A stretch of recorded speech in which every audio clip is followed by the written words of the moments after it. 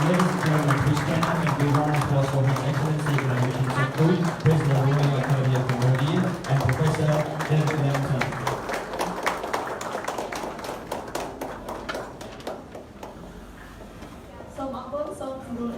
Thank you. Please be seated.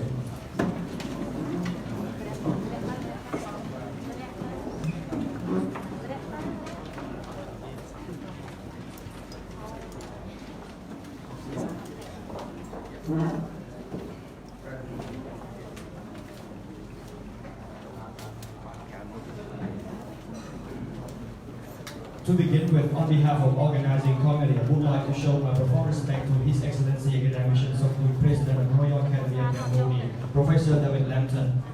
and delegates and all distinguished guests here. We today have a great honor to have Professor David Lampton deliver a lecture on U.S. foreign policy under the Trump administration and what it means in Asia.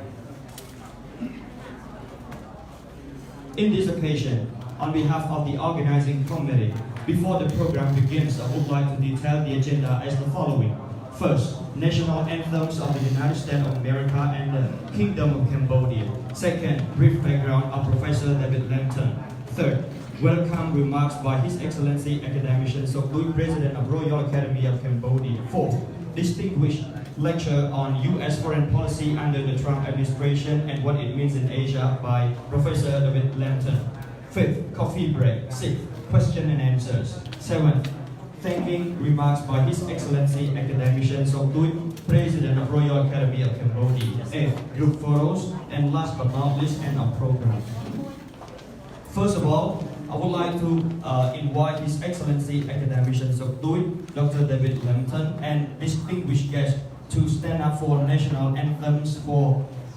the United States of America and the Kingdom of Cambodia. Group pledge, group.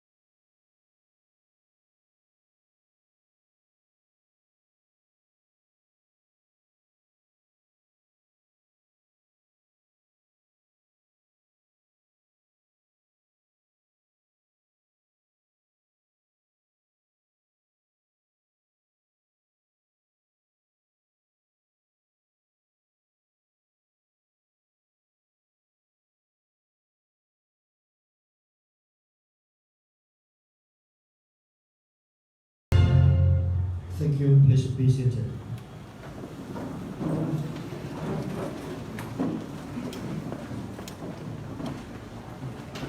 His Excellency Academicians, His Excellency, ladies and gentlemen, prior to starting this program, I would like to describe a brief background of Professor David Lampton. Dr. David Lampton is a professor emeritus and senior fellow at the Foreign Policy Institute of Johns Hopkins SAIS. Formerly, he was Hitman Professor and Director of China Studies at the Johns Hopkins School of Advanced International Studies, where he also headed SAIS China. The school's overall president in the POC, Chairman of the Asia Foundation. former president of the National Committee on United States-China Relations, the former dean of faculty at SAIS. He is the author of the 3 phases of Chinese Power, Might, Money, and Minds 2008, and the making of Chinese foreign and security policy 2001. He received his bachelor, master, and doctoral degrees from Stanford University. He has an honorary doctorate from Russian Academy of Sciences Institute of Far Eastern Studies, in an honorary senior fellow of American Study Institute of Chinese Academy of Social Sciences, was the winner of Scalapino Prize in 2010, and was a Gilman Scholar at Johns Hopkins. His newest book, Following the Leader, Ruling China from Deng Xiaoping to Xi Jinping, was published by UC Press in January 2014. Professor David Langton joined the Asia Foundation Board of Trustees in 2006, becoming the chairman of board in 2014. Up next, on behalf of the organizing committee, I would like to invite His Excellency Academic Song, President of Royal Academy of Cambodia, to utter the welcoming remarks. Please welcome.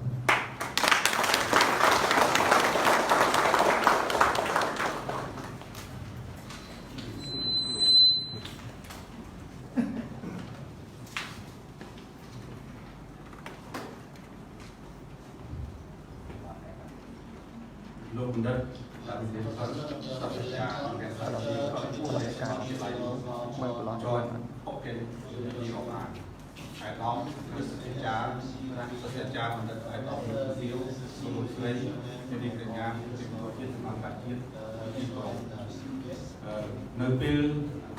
មុនឡើងមកនេះគឺខ្ញុំបានជួបនឹងក្នុងបន្ទប់ជំនាញមួយ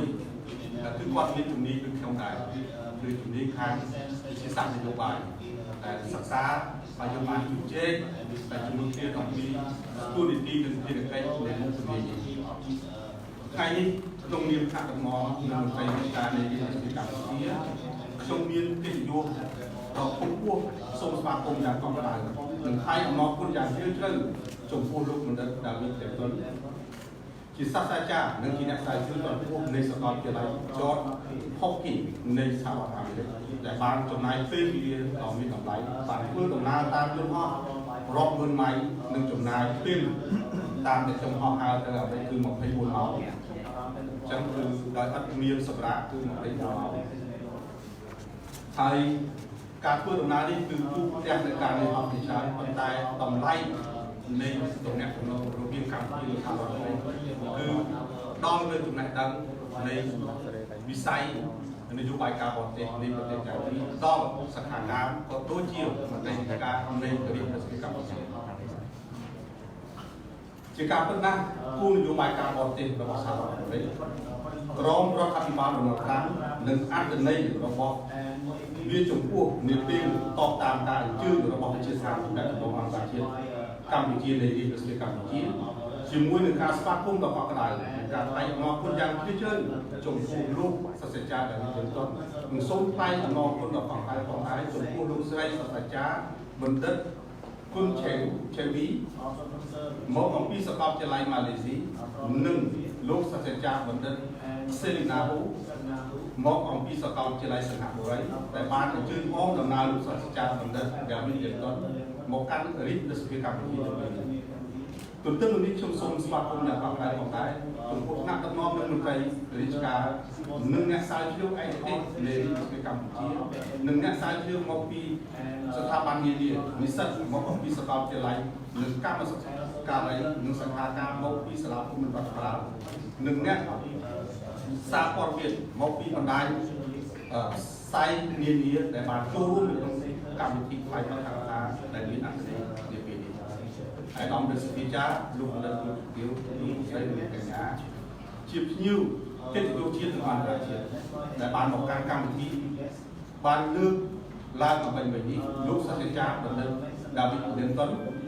គឺជាបញ្ញវន្តកំពុងរូបរបស់សហរដ្ឋអាមេរិកដែលមានបទពិសោធន៍ការងារដ៏ទូលំទូលាយនិងមានស្នាដៃផ្នែកវិទ្យាសាស្ត្ររបស់តែផ្ដោតជាពិសេស từ lương cô thì dùng bài cao vào tiền của xã hội hai lúc sau sẽ trả cho chỉ nên ảnh tên sắp xa phong đài đôi chia bánh hàn dùng bài cao vào tiền đôi chứ này sống không chưa chạy thả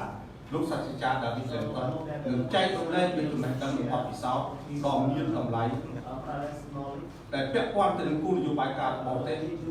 luôn bạn đi quan vào vật sang nâng đi chơi đời cùng nâng đi chơi đời lấyคือcô dùng bài cao vào tiền xã hội đấyเราทำมาแบบนั้นหนึ่งตัวที่เราสามารถได้จะเป็นกับวันนี้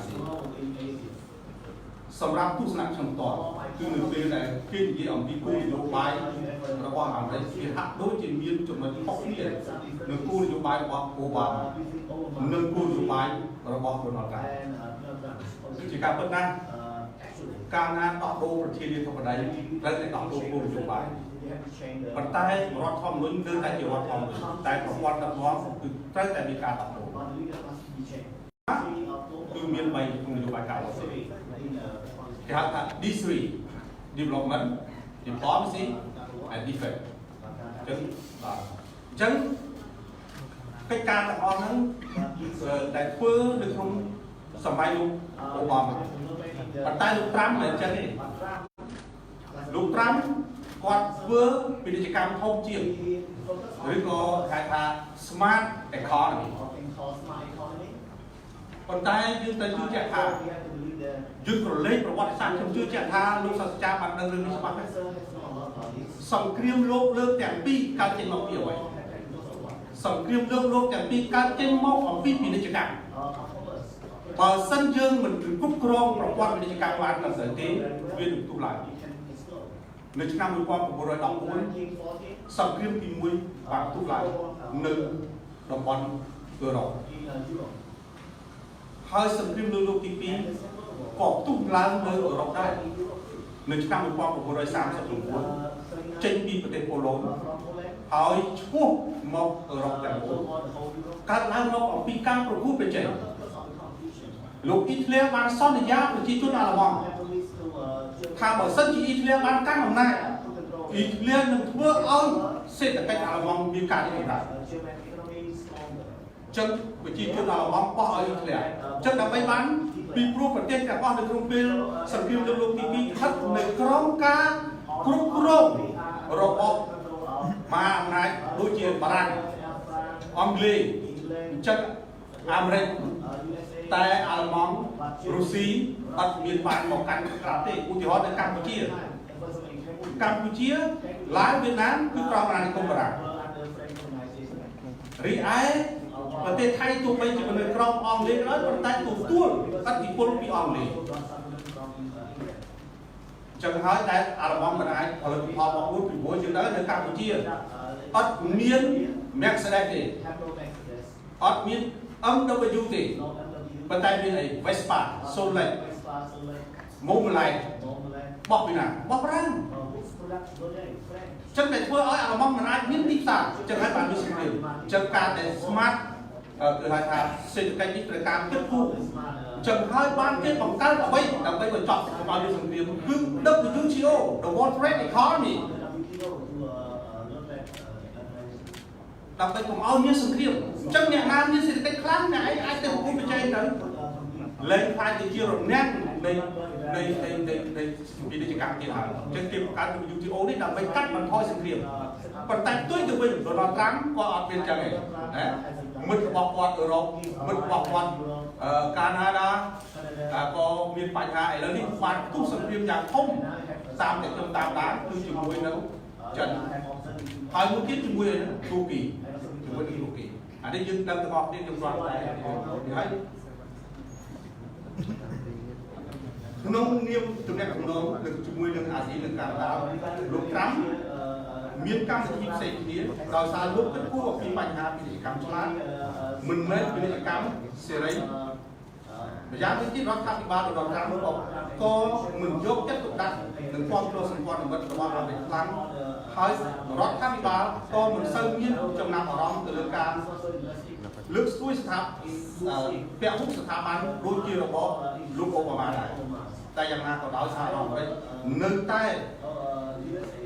มึงบอกบางอาศีไหลที่จะจับผู้วิจารณ์ได้ នៅក្នុងប្រវត្តិសាស្ត្ររបស់អាមេរិកក្រោយពីសង្គ្រាមស៊ីវិលមិនដែលបាក់បោះសង្គ្រាមទេអាមេរិកគេផុតទាំងអស់សង្គ្រាមលើកទី1ក៏អាមេរិកគេផុតសង្គ្រាមលើកទី2ជួបប្រទះជាមួយនឹងជប៉ុនបានបើកយន្តហោះទៅទម្លាក់គ្រាប់បែកនៅកោះហាវ៉ៃក្នុងរដ្ឋហូនូលូពេលនោះសង្គ្រាមបានទូឡើងដូច្នេះមេរៀនរបស់សហរដ្ឋអាមេរិកសំខាន់ណាស់ការទុកនៅអាស៊ីបូព៌ាគឺមានចិនមានកូរ៉េនិងមានជប៉ុនព្រោះជប៉ុនបានឲ្យមេរៀនមួយដល់ទូចត់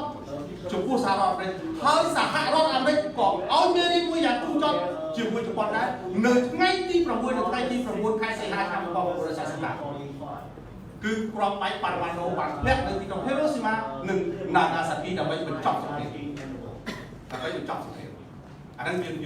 គិតមើលបែបហ្នឹងទាំងអស់គ្នាដើម្បីឲ្យឃើញអំពីទស្សនវិជ្ជាជារួមនៃនយោបាយការបរទេសអញ្ចឹងសហរដ្ឋអាមេរិកស្អីដែលជាបញ្ហារសើបរបស់អាមេរិកនៅក្នុងសតវត្សថ្មីនេះមិនមែនកម្ពុជាទេមិនមែនថៃទេដែលជាការព្រួយបារម្ភគឺកូរ៉េខាងជើងដែលផលិតអាវុធនុយក្លេអ៊ែរអាវុធប្រឡាយលោកកូរ៉េខាងជើងមិនគោរពរដ្ឋធម្មនុញ្ញណាទាំងអស់ហើយមិនគោរពច្បាប់អន្តរជាតិទៀតដូច្នេះទាំងអស់នេះសុទ្ធសឹងតែជារនាំងដែលសហរដ្ឋអាមេរិករៀបចំទប់ទល់ទៅនឹងកូរ៉េខាងជើងហើយកូរ៉េខាងជើងគឺនៅជិតរដ្ឋហូនូលូកោះហាវ៉ៃដែលជាប្រជុំកងទ័ពរបស់អាមេរិកថ្ងៃជើងទៅនៅក្នុងចំណុចនេះខ្ញុំគ្រាន់តែគូបញ្ជាក់បន្ថែមទៅលើអ្វីដែលជាបទបង្ហាញបាទនៅក្នុងនេះយើងបានឃើញហើយថាពិភពលោកស្ថិតនៅក្នុងបែបមាត់ឆ្លោះនៃសង្គ្រាមខណៈដែលពាណិជ្ជកម្មរវាងសហរដ្ឋអាមេរិកជាមួយនឹងអឺរ៉ុបជាមួយកាណាដាពិសេសជាមួយចិនឥណ្ឌាដែលសុទ្ធសឹងជាមហាយៈអាស៊ីដែលកំពុងឆាប់ឆេះទៅហើយបាតុភូមិនេះគឺពិត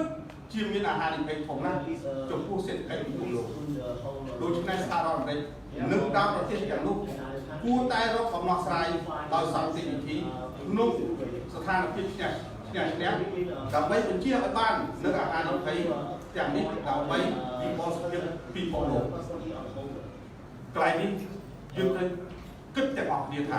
មានជាតិសាសន៍ណាមួយយើងនិយាយភាសាខុសគ្នាប៉ុន្តែគ្មានជាតិសាសន៍ណាមួយដែលយំមិនហូរទឹកភ្នែកទេឥ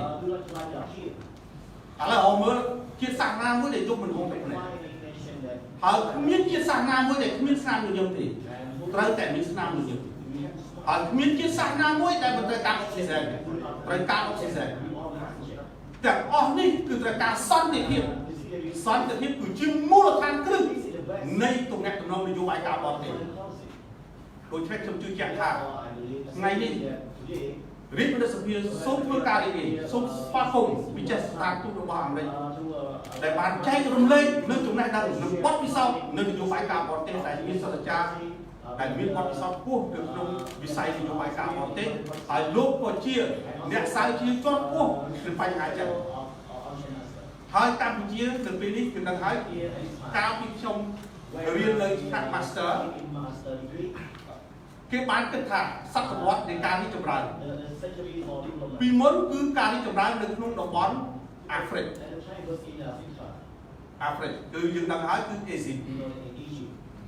ក្រោយមកទៀតគឺអាណាចក្ររ៉ូម៉ាំងក្រោយមកទៀតគឺអឺរ៉ុបក្រោយពីអឺរ៉ុបនៅក្នុងសតវត្សទី19ដល់សតវត្សទី20គឺសហរដ្ឋអាមេរិកសតវត្សទី21គឺជាសតវត្សរបស់ចិននេះគឺអ្នកប្រាជ្ញរបស់រុស្ស៊ីទស្សន៍ទាយកាលពី20ឆ្នាំមុនកាលពី20ឆ្នាំមុនកាលដែលខ្ញុំនៅរៀនកាលពីខ្ញុំនៅរៀនអញ្ចឹងឥឡូវនេះវាឈានចូលមកដល់នេះខ្ញុំគ្រាន់ជម្រាបជូនក្រោយសង្គ្រាមលោកទី2ចិនអត់មានប្រទេសលើកទេប្រទេសលើកទាំងអស់គឺដឹកមកពីសហភាពសូវៀតហើយយានអវកាសដែលកំពុងតែនៅនឹងខាងប្រចាំមានតែប្រទេសពីរទេគឺសហភាពសូវៀតនិងរុស្ស៊ីដល់សំទោសហរដ្ឋអាមេរិកសុំបេតូសហរដ្ឋអាមេរិកចិនគឺទិញប្រព័ន្ធរបស់រុស្ស៊ីប្រព័ន្ធរបស់រុស្ស៊ី តាមដែលខ្ញុំដឹងពីមុខខ្ញុំបានសិក្សារឿងហ្នឹងហើយខ្ញុំកាលពីអតីតពលខ្ញុំនៅប្រទេសរុស្ស៊ីខ្ញុំបានសិក្សាពីកម្ពុជាអវកាសនេះ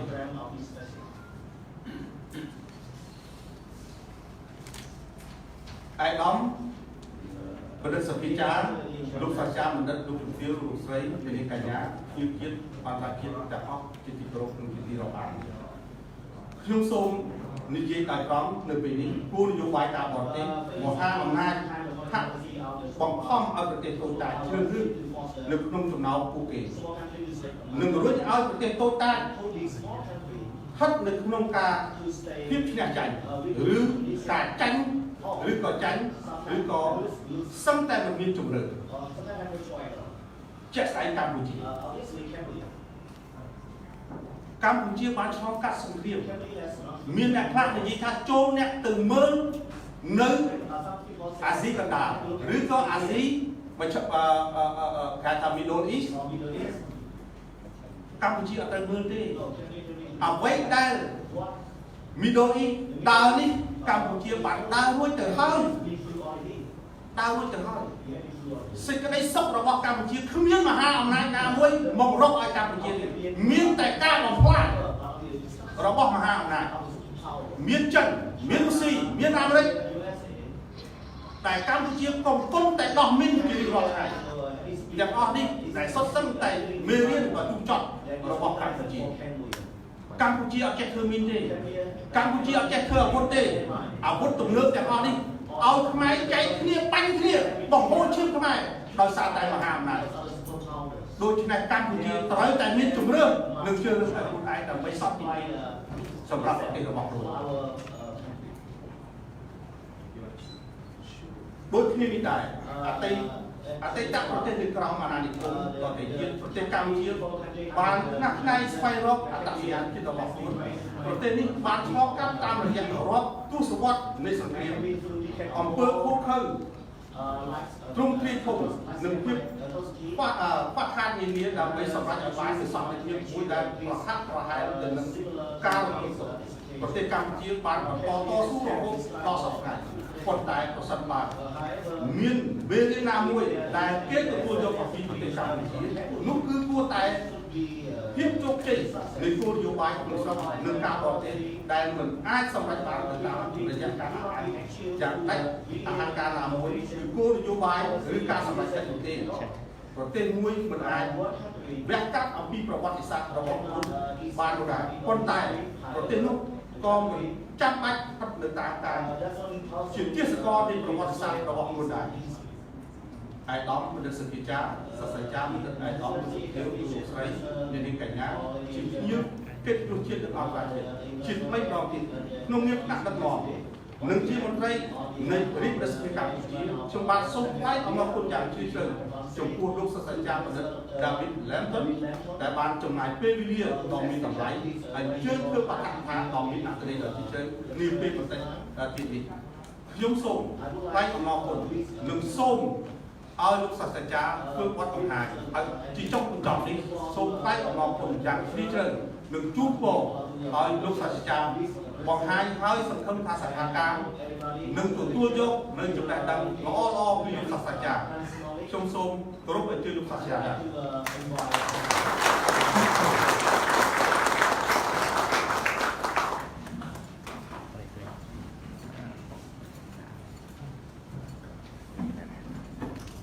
Good morning.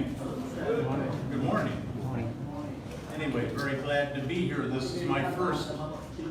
trip to your beautiful country. I've been to Southeast Asia and other countries. We are engaged in a multi-country project on building railroad connectivity from southern China to the 7 Southeast Asian countries to China's south. And I'm joined today with 2 colleagues. Ms. Selena Ho, who was introduced, but from the Lee Kuan Yew School in Singapore, and my colleague Chung Sri Kwik at the National University of Malaysia. And all 3 of us are working on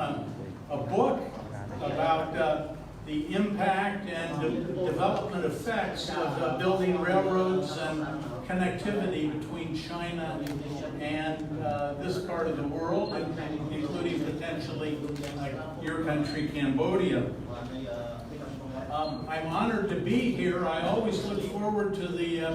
opportunity to come to Academy of Sciences. In the United States, when I was a young professor, I spent 2 years at the National Academy of Sciences working on how to use science and technology as a way of creating shared common interests and mutual understanding. So I'm very glad to be at your academy, and it reminds me of when I didn't have so much gray hair. But in any case, I'm glad to be here. I do want to thank the academician very much for the warm welcome that he and his colleagues have given, and also to thank Director General Kin very much for being so gracious. He came to the airport and was very helpful to me getting a visa to be here with you today. So I want to thank you very much for that. This morning, though, I haven't been asked to talk about railroads and connectivity. I've been asked to talk about U.S. foreign policy, how I would characterize our foreign policy and what effects it might have on Asia, and in particular Southeast Asia. I guess the first thing I want to say is I need to give you a warning. And the warning really is that we are in a new era of American foreign policy that is very different in many respects from the last 70 years. Now, of course, there's underlying continuity, and I don't want to be understood to say everything's changing, but we are in a very new era of American foreign policy. What the implications of that will be for Americans, what the implications will be for our partners and other countries in the world remains to be seen. But the long and the short of it is I will leave you with more questions than I give you answers. And so I hope that my remarks will provide a basis for you asking questions. We have a dialogue, and maybe we can come to a more considered opinion on all our parts. I want to ask really 4 questions, and then I will try to answer the questions and draw what I think may be the implications for this part of the world. I spend most of my time looking at U.S.-China relations, but I'm spending increasing time looking at Southeast Asia and so forth. So,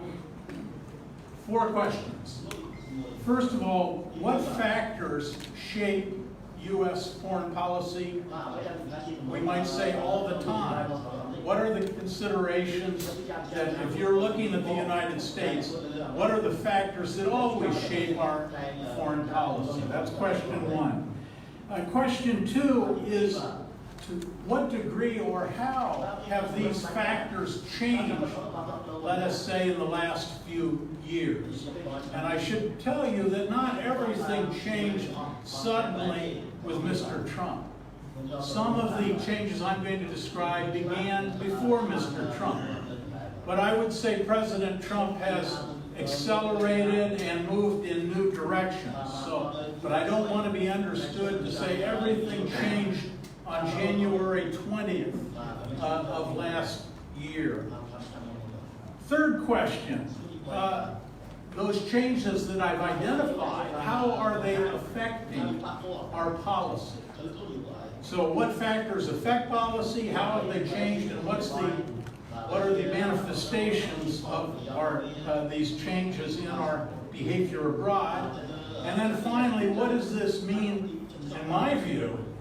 for Asia? What should you be looking at, and so forth?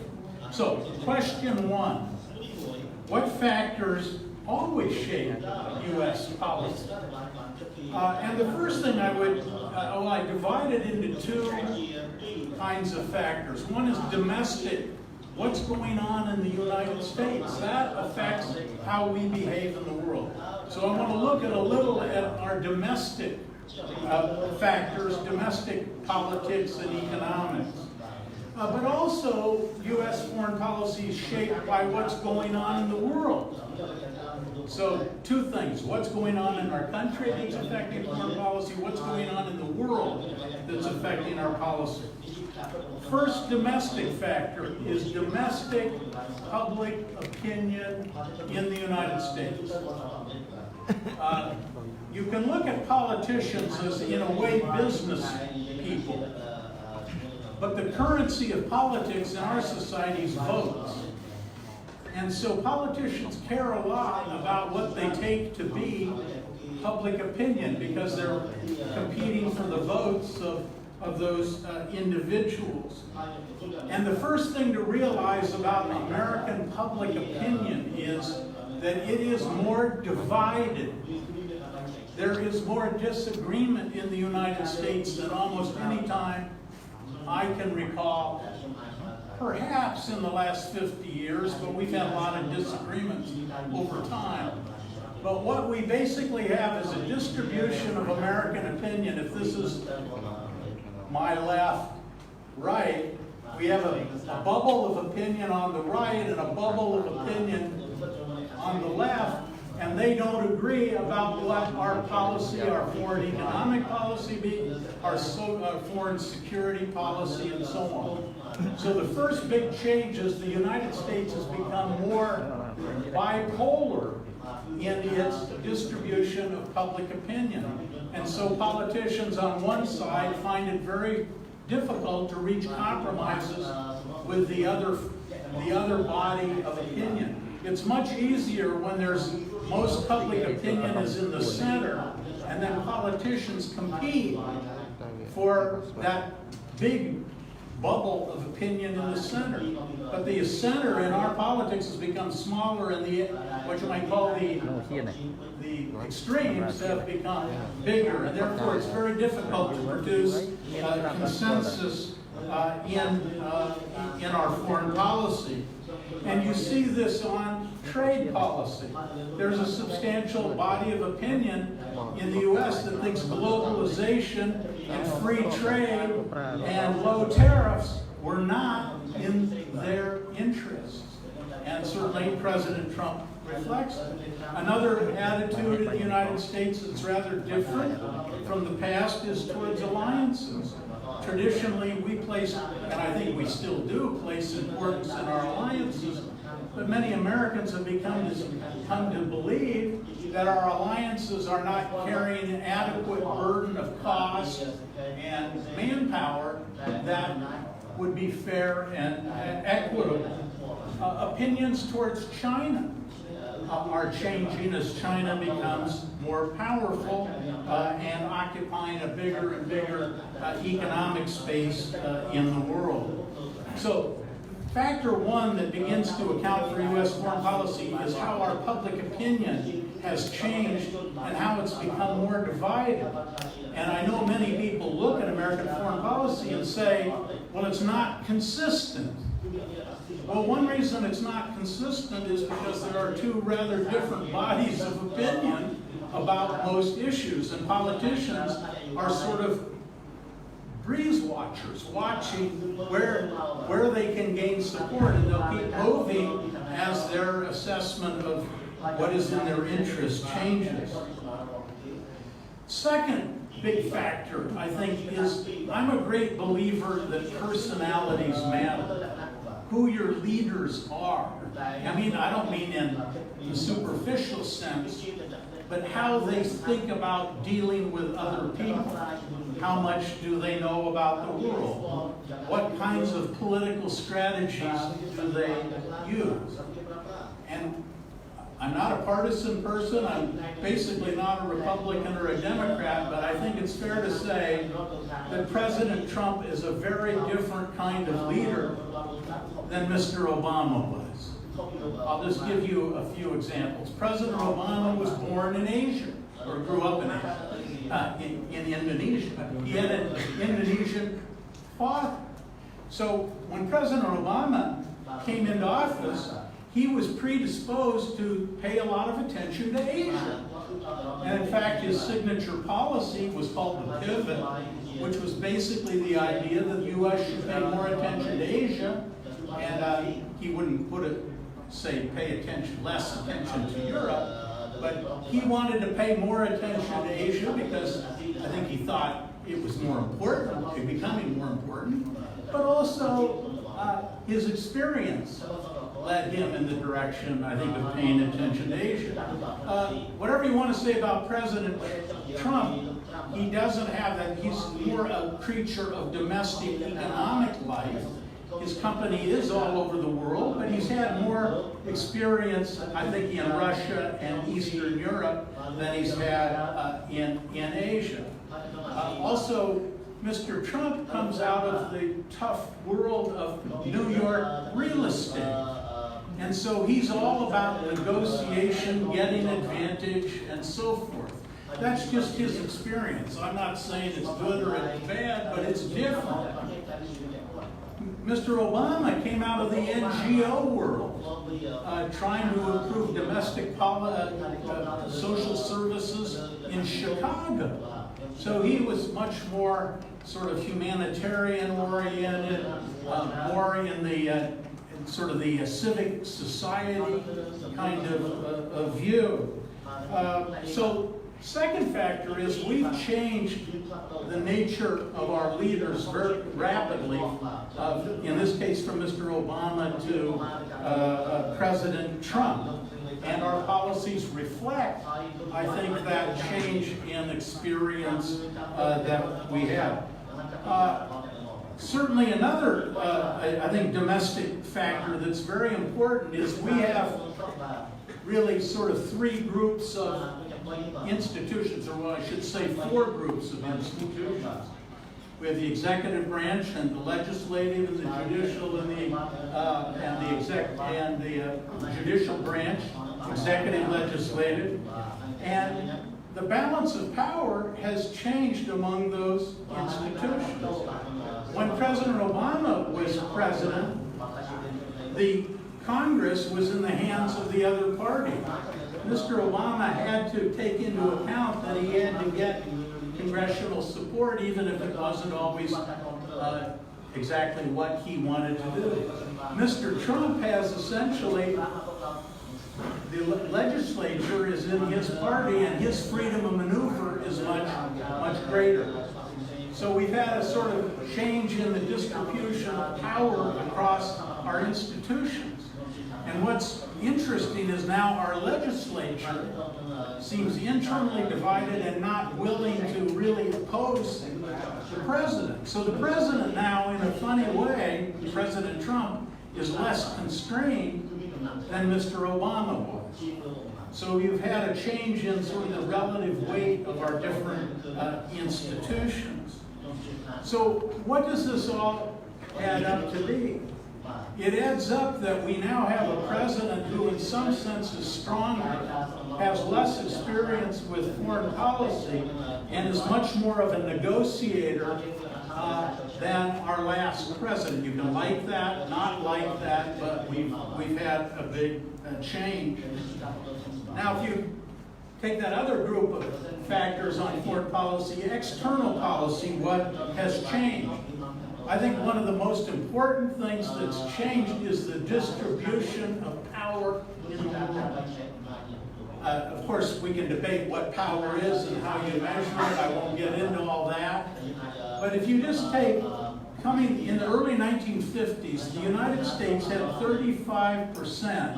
of global economic output. That is to say, 4% of the world's people had 35% of global economy. Now, depending on what figures you use, the U.S. is somewhere between 15 and 16%. Now, of course, the world economy is growing, and we're better off in absolute terms than we used to be. But relatively speaking, our percentage of world power since the mid-1950s has gone down by half. And I would argue you can have a more ambitious foreign policy when you control 35% of global output than you can have when you control 15 or 16%. So one thing the U.S. is dealing with, and is very psychologically difficult, is how do we adjust to a world in which we are relatively less capable? I don't mean absolutely less capable, but relative. We've got to take into account the views of more societies, more other powers, multilateral organizations, because our capacity to dominate, if you put it that way, is less. So I think that's one thing that's very difficult for Americans to deal with. A second thing is China is rising. When I first went to China, China had 25% of the world's people and 2% of the world output. So when the U.S. and China normalized relations in the late 1970s, China was 2% of the world's output, while it was 25% of the world's people. And us 4% was 35, or well, it was probably at that point 25% of global output. At that point, the Chinese were very willing to cooperate. They wanted to cooperate on science and technology, trade, investment, because China was making up for lost time. But now, in 2013, China passed the United States by the World Bank measures in share of global GDP. Now, if you used a different measure, we'd still be ahead, but the gap would be closing. So I don't want to argue. But basically, China either has passed the United States or soon will pass the U.S. in terms of global output. And Americans don't find that to be an easy thing to psychologically or politically deal with. A third thing, and as China has become more powerful, remember when Richard Nixon went to China, why did he go to China? It was to balance the Soviet Union, basically. But now, Beijing is moving back towards a closer alignment with Russia. And so the United States is seeing a reconfiguration of big power relations that I think are quite worrisome to us. And if you mean, what do I mean, quite worrisome to us, you just need to look at our national security strategy of December of last year, or the defense strategy in January of this year, and it lumps both China and Russia together as the primary security, economic, and other, let's say, I hesitate to, let us say, competitors. But what I really mean is adversaries. I think we're headed in that direction in terms of our strategic documents. So what are some of the manifestations of that? You now see the United States and China upping their military budgets substantially. China's been doing it for a long time, but the U.S. has now just fairly dramatically increased its defense budget, aimed explicitly less at terrorism now and more at the Russians and the Chinese. You see Japan and our allies, particularly Japan, worried about its own security in the face of China's rise. And so it creates a defense ministry. For the first time since World War II, it's selling weapons externally, developing its own arms industry very substantially. We see Japan cooperating with Australia and others in security cooperation and so forth. So the long and the short of it is that the biggest change, I think, in the international environment has been the shift in power. And all of the countries in this region are beginning to adjust, as is the United States, to that change. Now, So if we take those domestic changes and we take those international system changes, how is this getting reflected in our foreign policy?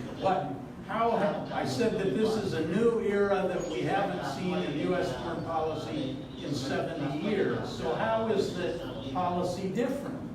And I think there's a lot to be said, and I have to be a little sort of simplistic, but I would say that the first thing that all this implies is the very foundations of U.S. foreign policy since World War II are changing. Now, how durable that would be if we got a new president, a new constellation of forces in the U.S., maybe all this isn't permanent. But I think we have to at least try to analyze where we are. The first thing that's changing is the U.S. relationship with its allies in this region. Now, I think both President Obama and President Trump at one level want to keep our alliances stable. I'm sure they do. But the long and the short of it is now our allies are increasingly going their own way. What do I mean? I'll just give you some examples. Japan. When the U.S. under President Trump pulled out of the Trans-Pacific Partnership, Japan said, well, we're going to go ahead. If the U.S. wants to later join, fine, but we're going ahead with our, will be the Trans-Pacific Partners 11 rather than 12. And the U.S. may or may not ever join that. The Japanese would be, I think, happy if we did, basically. But if we don't, our allies are still going in their own direction. If you say another aspect of U.S. policy, attitude towards multilateral organizations and free trade arrangements. President Trump is now questioning the WTO, the North American Free Trade Association, our bilateral trade arrangements with the Republic of Korea, putting tariffs on our own allies and so forth. So I think this is a very much less multilateral oriented government. I suppose the way you would put it, more unilateral kind of government than I think almost any government we've had since the late 1940s. Another, I think, reflection of policy, of all the factors I talked about, is that U.S. foreign policy now is much more volatile. I hesitate to say undependable, but let's say hard to predict. And what do I mean by that? Just look in the last year what U.S. policy has cycled through on North Korea. We started out by fire and fury threatened against the North Koreans. Then President Trump speaks with Kim Jong-un, and incidentally, he was the only one in the room except an interpreter with the Korean leader. But in any case, he's now back to, and then after that summit, he came out and said there's no longer a significant danger of nuclear.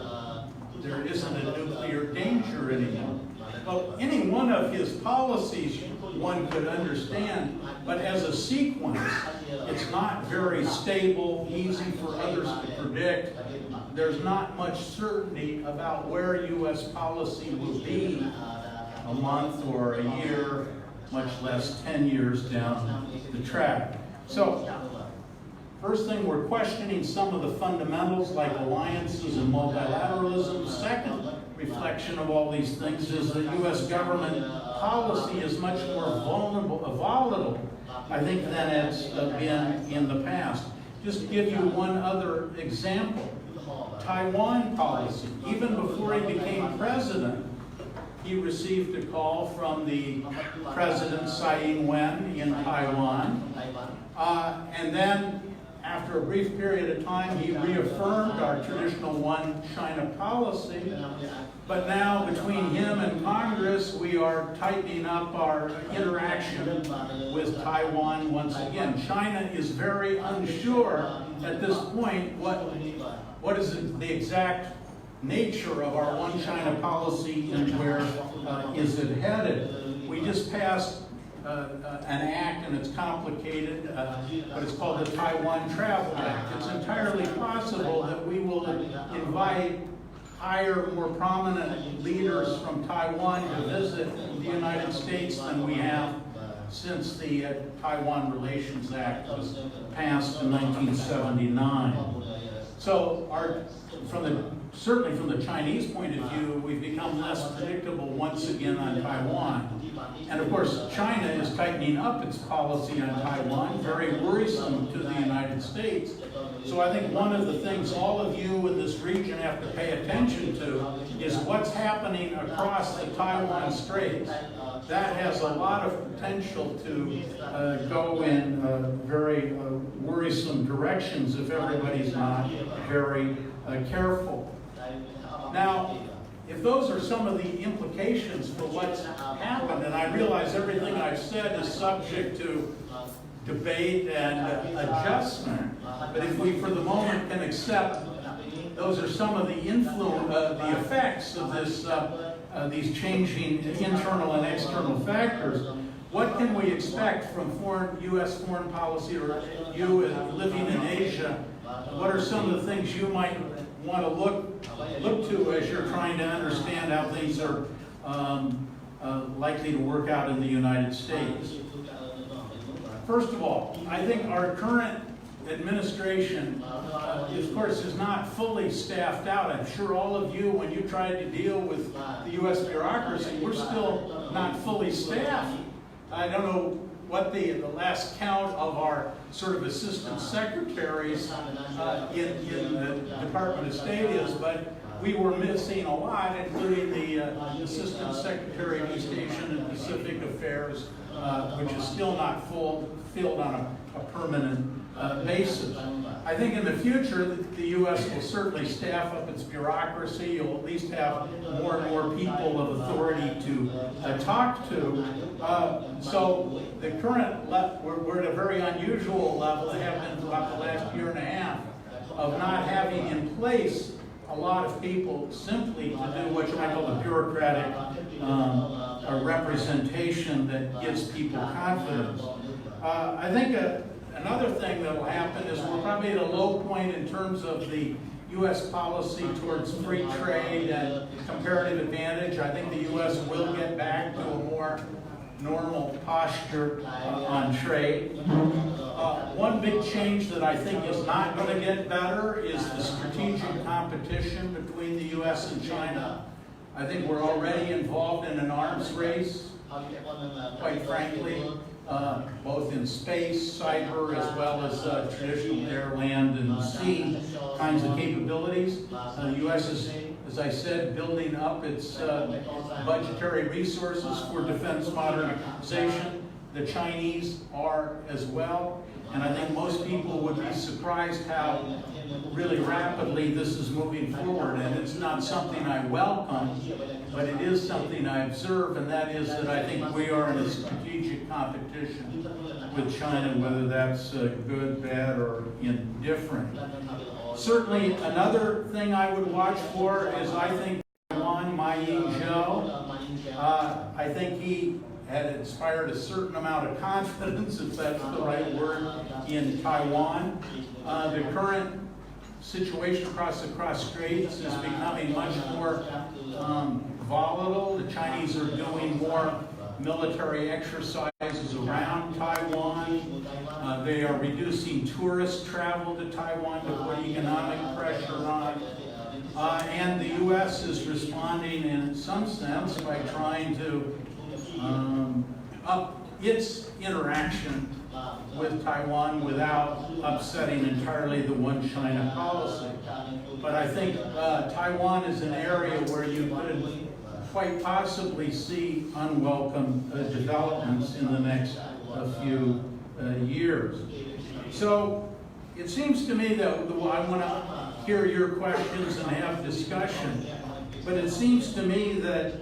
basically you can expect two things. I think after the Trump period, however long that turns out to be,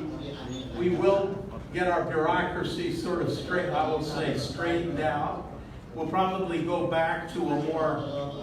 favorable view of free trade and multilateralism. So I think we will, in those respects, but in one very important respect, I don't see change, and that is the strategic competition between the United States and China, and perhaps Russia. And of course, all of the countries in this region then have to decide how are you going to position yourself relative to these two competing powers, or three competing powers. And so I think in some ways you'll like the future maybe better than you like the present, but one very important way you're going to have to sort of figure out where you are going to locate your policy in terms of more competition between China and the U.S. Let me just end by saying I don't welcome that strategic competition. I've spent my whole life for the last 43 years trying to reduce strategic competition between the United States and China. But that's the difference between, in a way, an academic. You have to look at the facts and ask yourself, what are the implications of the facts? Whether you welcome them, you don't welcome them, that's another question. So I think you are looking at a period of more complexity for your foreign policy. A growing, more powerful China, a U.S. that wants to stay involved in this region but has a declining share of global power. And my own advice to my own country is if we want to regain the role we had, then we have to get our own house in order and we have to increase our economic strength. If we keep losing share of global GDP, we're going to be relatively less influential. So my own view is the U.S. is at a point where it now needs to get its own house in order. That's job number one. Anyway, thank you very much, and I look forward to your questions.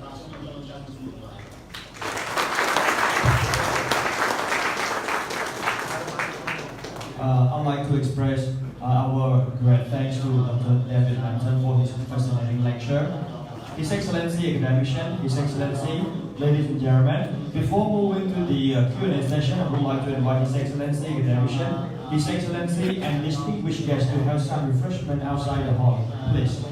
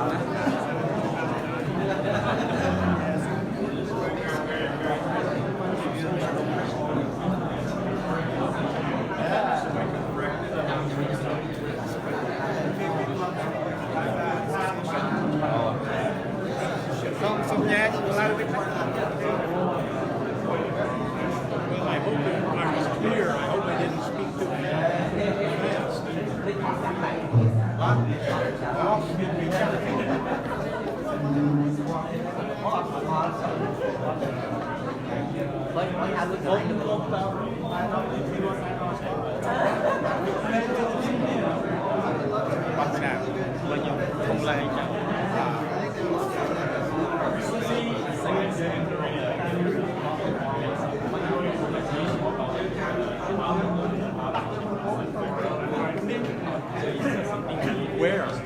Up here?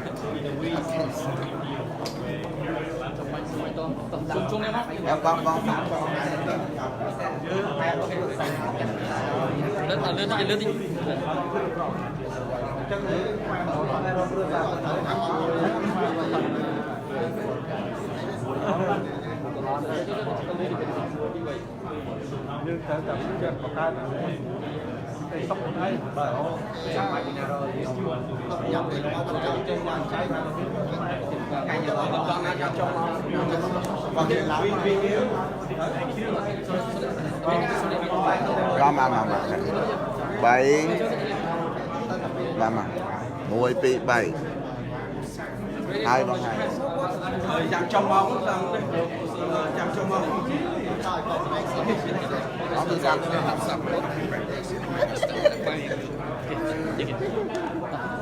vui chơi thấy đắp hay phan rồi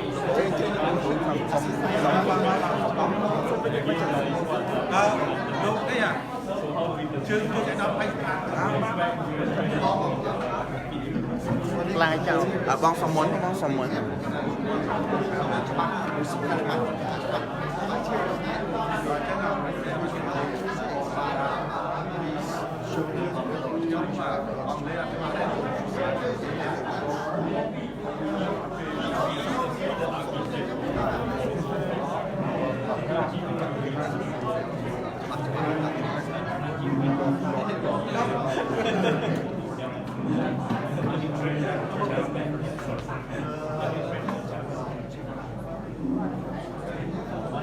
làm đấy bị đạn bóng rồi bóng sông mặt tròn tập bao rồi người ta đi bóng này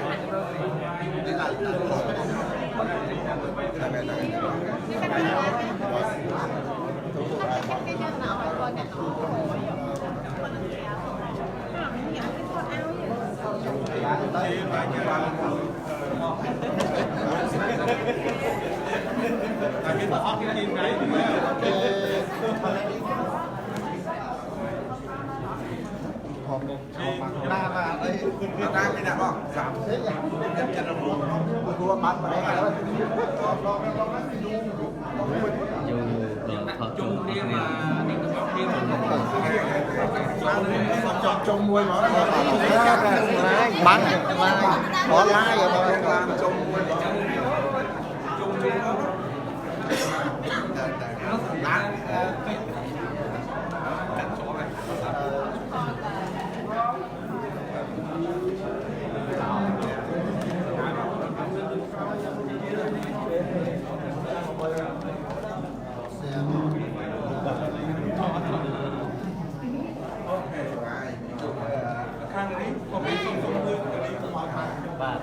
không thì có thì trông phao bình vận này tập thì nhắm bay rồi đấy tập nhắm sao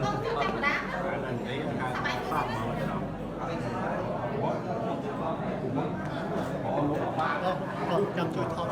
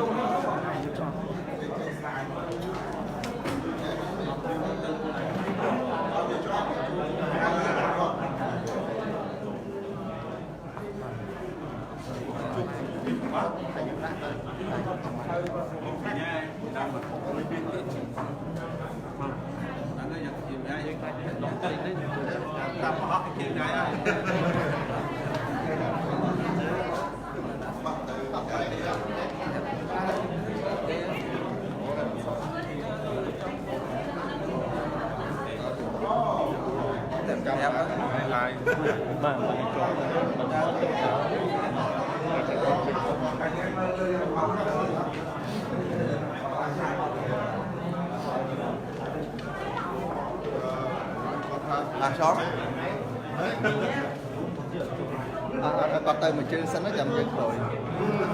Còn bùng lái á, nghĩa tí cái món. Còn lái à? Cho lái. Nhưng mình nó này, còn sân nó này. Ok. Cho lý đăng nghĩa sẽ tí cái món. Đăng nghĩa chén cho mắt cho lấy mắt. Cho mắt này thì nó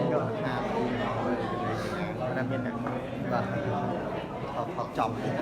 đâu làm đấy. Tập.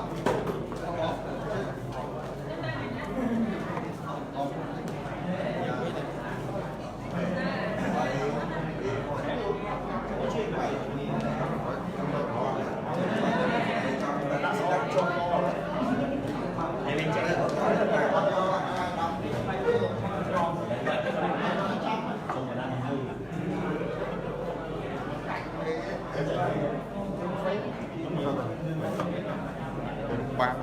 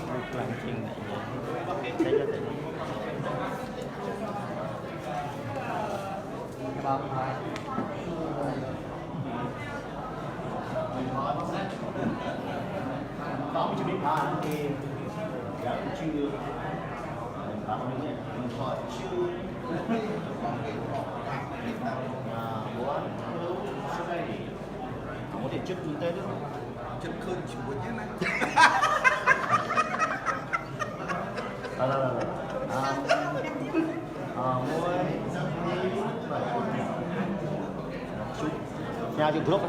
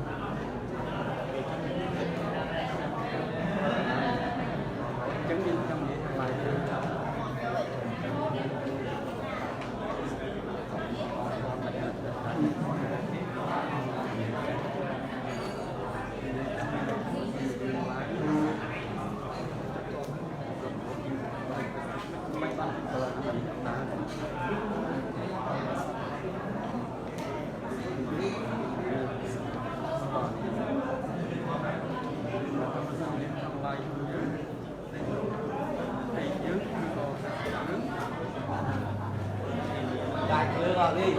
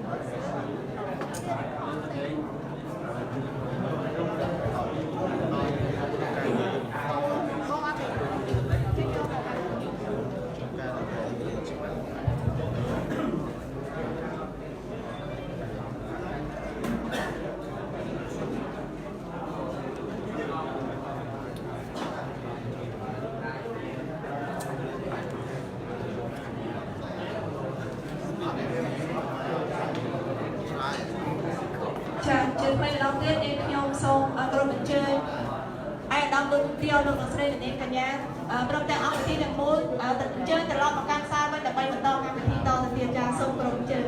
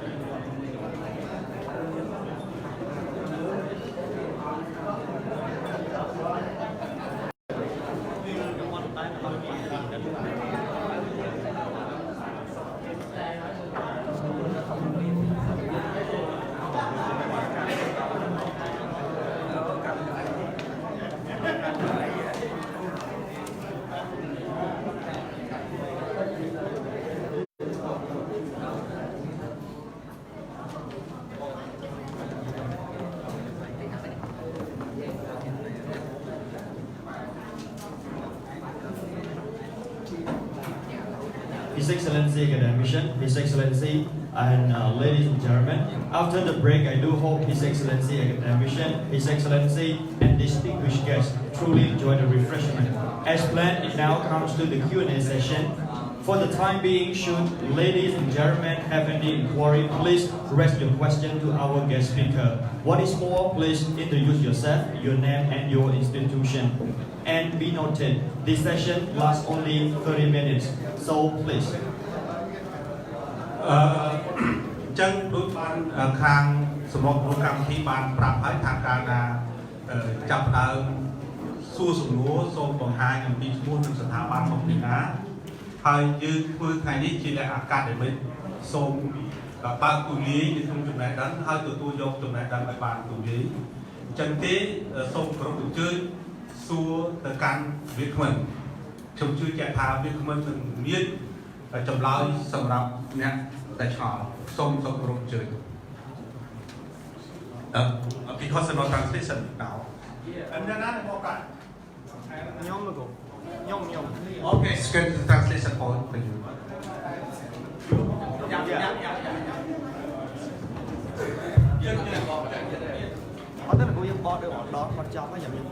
Okay. Hello. Hi, good morning, Dr. David Lanton. Good morning, Dr. David Lanton, and good morning, Dr. Snoop, the head of the Cambodian Royal Academy. My name is Aita. I work for the government as a press officer for the press department. But today, I'm asking you, in my capacity as an academic researcher, given the fact that I have been working for a number of months, I would say, the entire topic on Cambodia-US relations in the context of China. My question to you is very simple. Because given the fact that you have spent more than 40 years in terms of US-China relation in a strategic competition, my question to you, where Cambodia should position herself in the context of the US-Cambodia relations in the midst of the China growing influence in Cambodia? I'm going very specific because I cannot go all over the places because this is my first question. My second question is, where is, you may give me the, as lengthy answer as much as you can. My second question is, where do you see the opportunity and challenges for Cambodia and US? Thank you.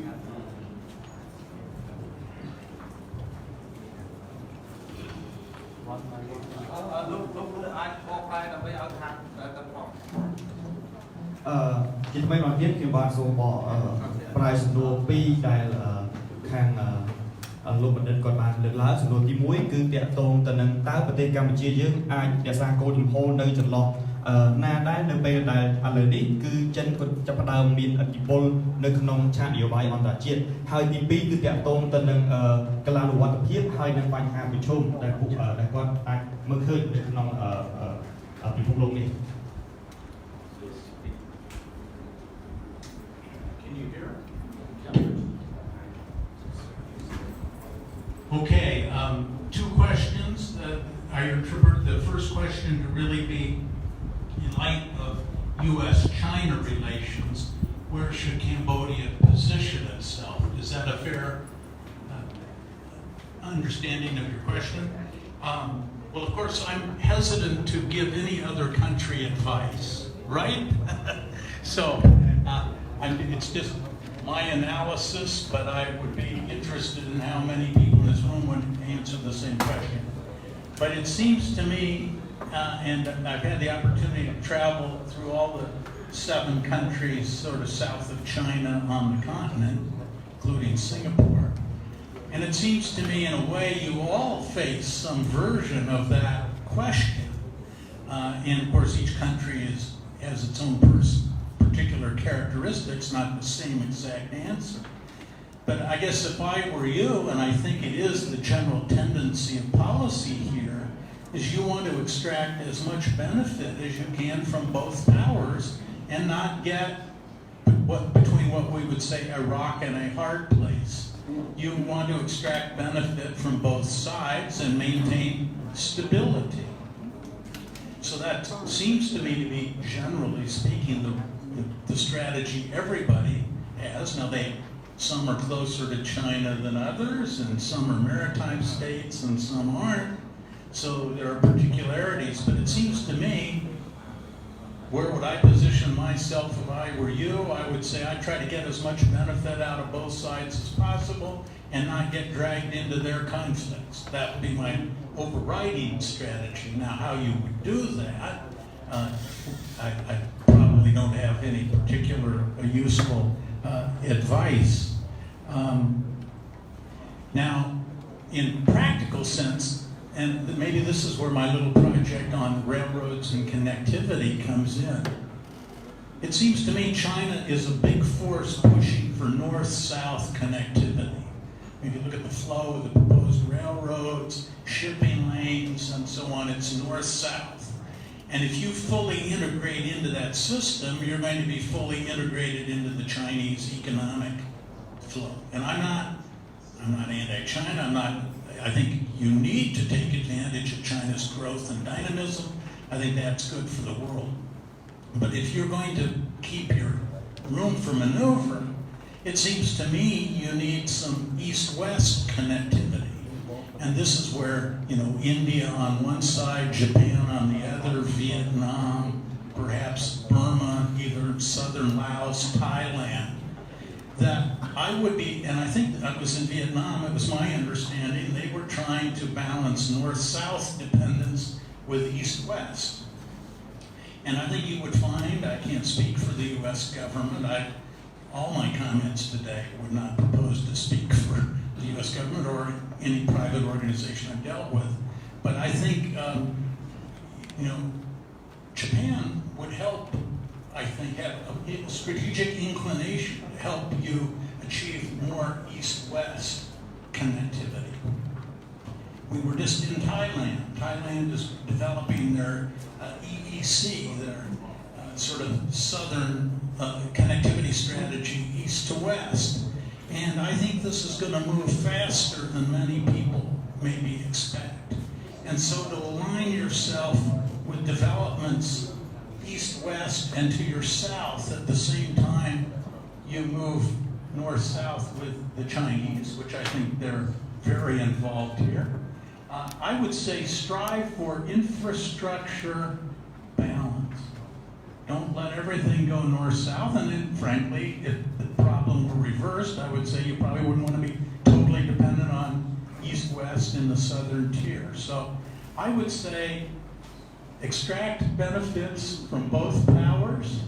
try to stay out of our conflicts, and try to maintain a balance in the very structure and flow of your economy. That would be sort of my structure. I don't know if that's, at least that's as much of an answer as I have. Put it that way. Your second question was, where are the opportunities for closer Cambodia-U.S. relations? Did I understand that? Is that the opportunities and challenges? Right.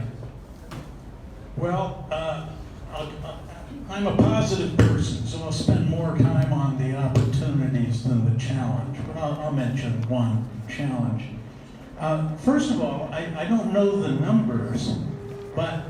educational exchange, I think, is a big opportunity. I've been teaching for 20 years at the School of International Studies, and we've had a lot of students from around the world and many from Asia and fewer from Southeast Asia. But I don't notice a lot of Cambodian students. Now, maybe I just somehow missed them and the numbers would show a different story. But I think schools such as mine, and I can't speak for my school in the sense of admissions, but I think we would welcome more students from Cambodia if my suspicion is right that this is not. I think China benefited enormously from the open character of the U.S. educational system. And we went from virtually in 1978 no students to now about 350,000 students. Now,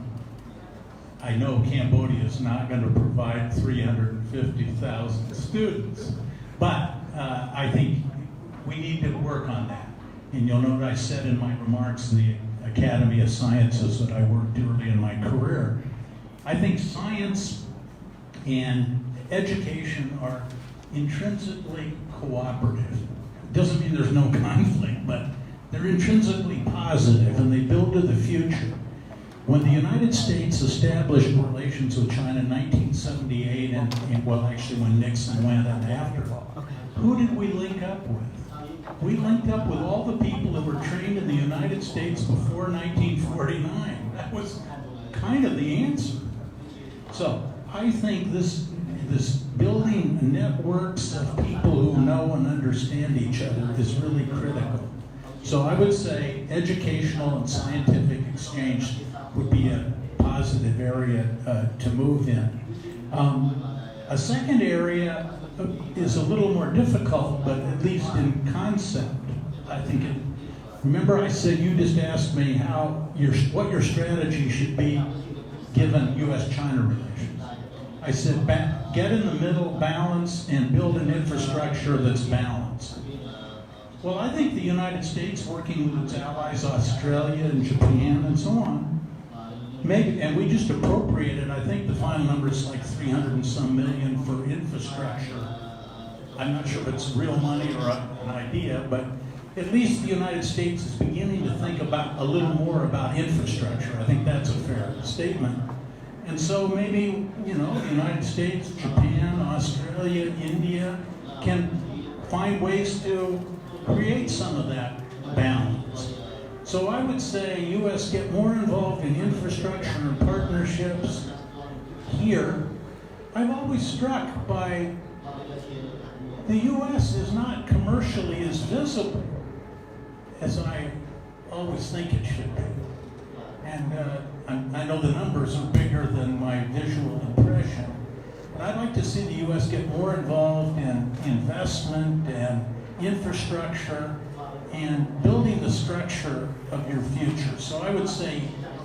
build the intellectual structure, build the physical structure, and that's where I would see our opportunities. The problems, I'll be very honest, and I'm not a Cambodia expert, but I get the impression that, of course, the United States is, one thing I didn't mention, is driven by values and participation and human rights, legal norms, these kinds of things. Now, we don't always observe them. I'd be the first to say we're not always consistent. But I get the sense that the U.S. is seen in terms of its values as corrosive to stability. And I think the U.S. isn't corrosive to stability. I think if we can find ways to build structures of participation, that's going to be stabilizing. But I have a sense that this realm of values and so on is a bit of a problem. Okay, so excuse me, you have now was a challenge.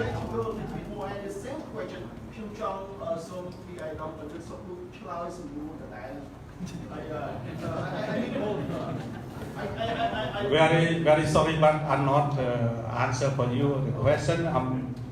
Today for him, not for me. You have yes, please question.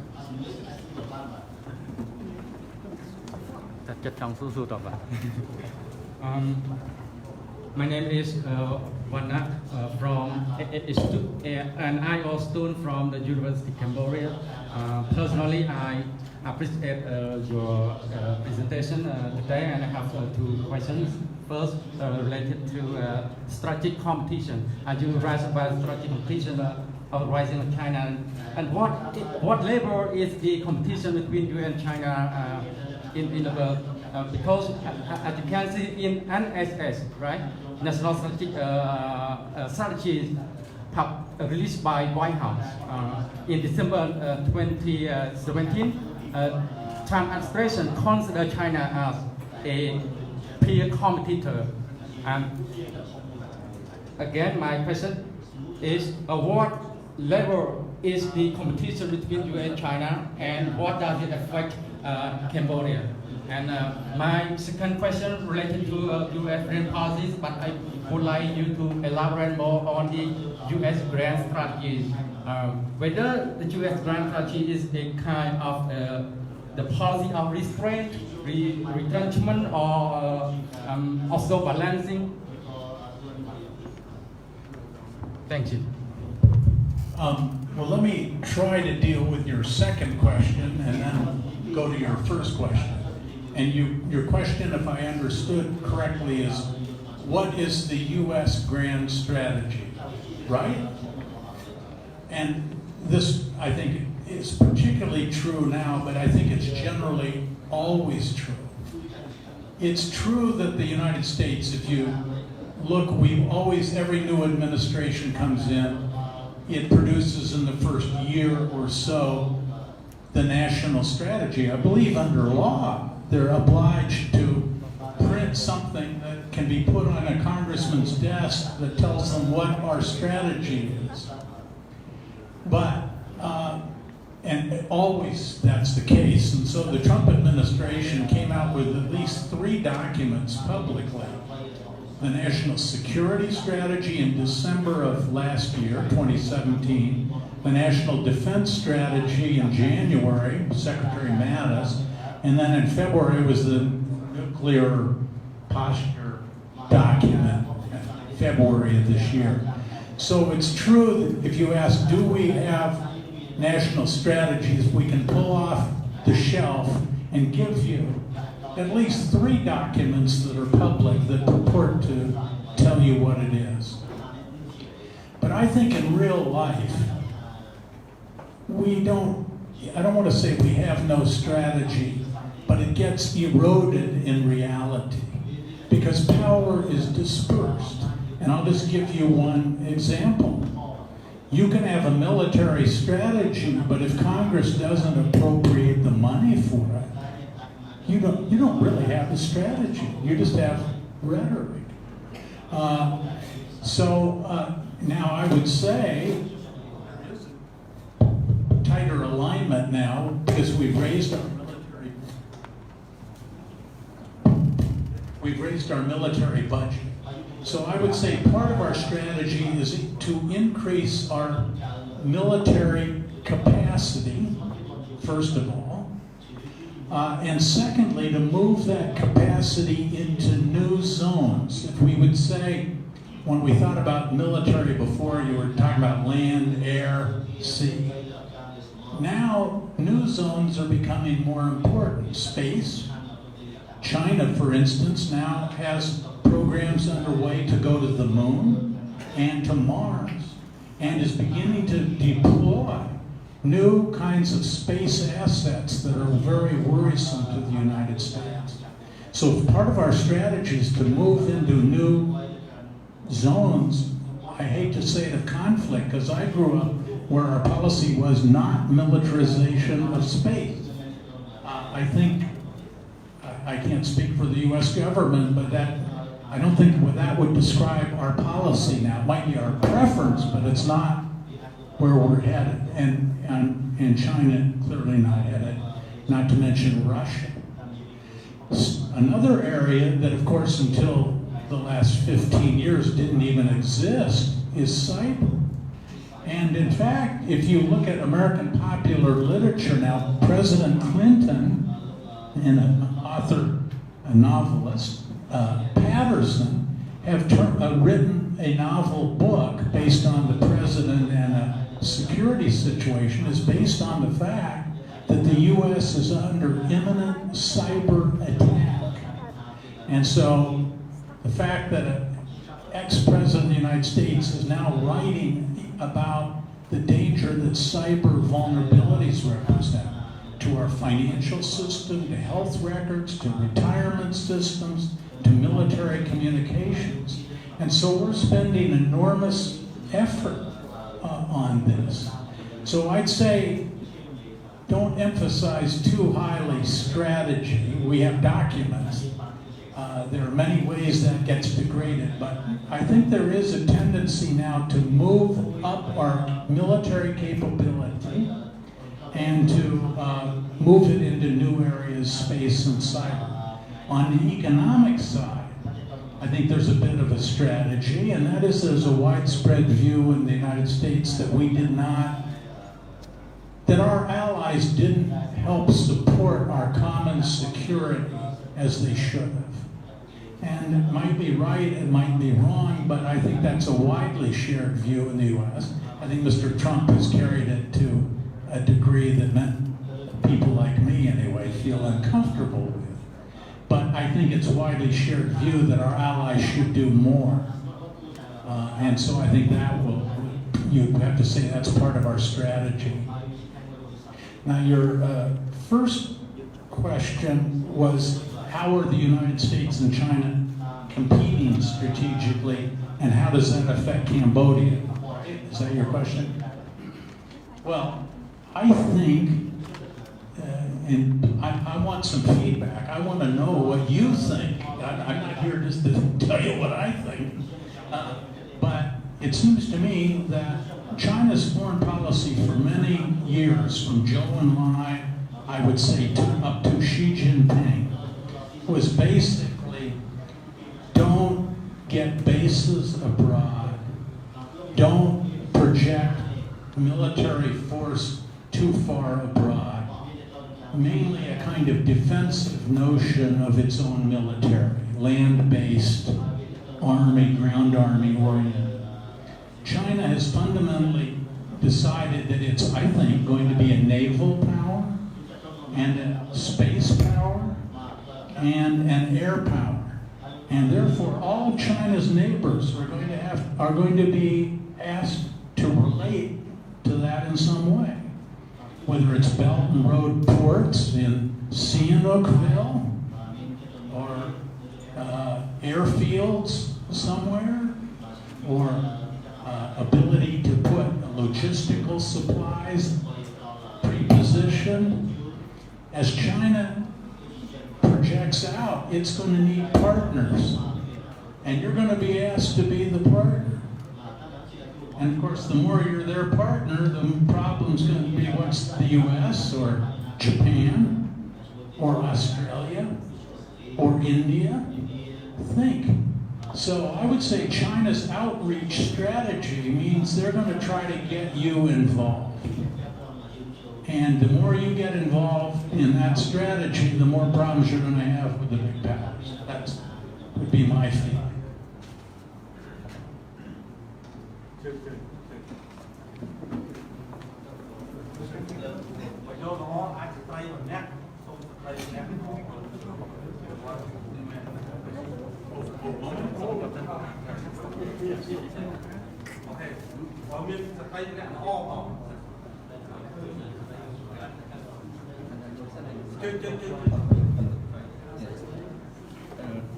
First,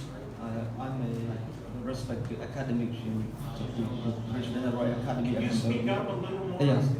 The first, I may respect to academic the President of the Royal Academy of Cambodia, and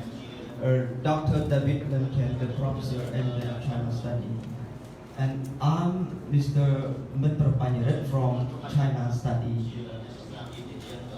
Center of the Royal Academy of Cambodia. I'm interested with your presentation this morning. Okay, refer to my question is Bell and Road Initiative. Yes. And Maritime Seal Road. This is the CGP policy set up since 2013. And what about the Trump Indo-Pacific strategy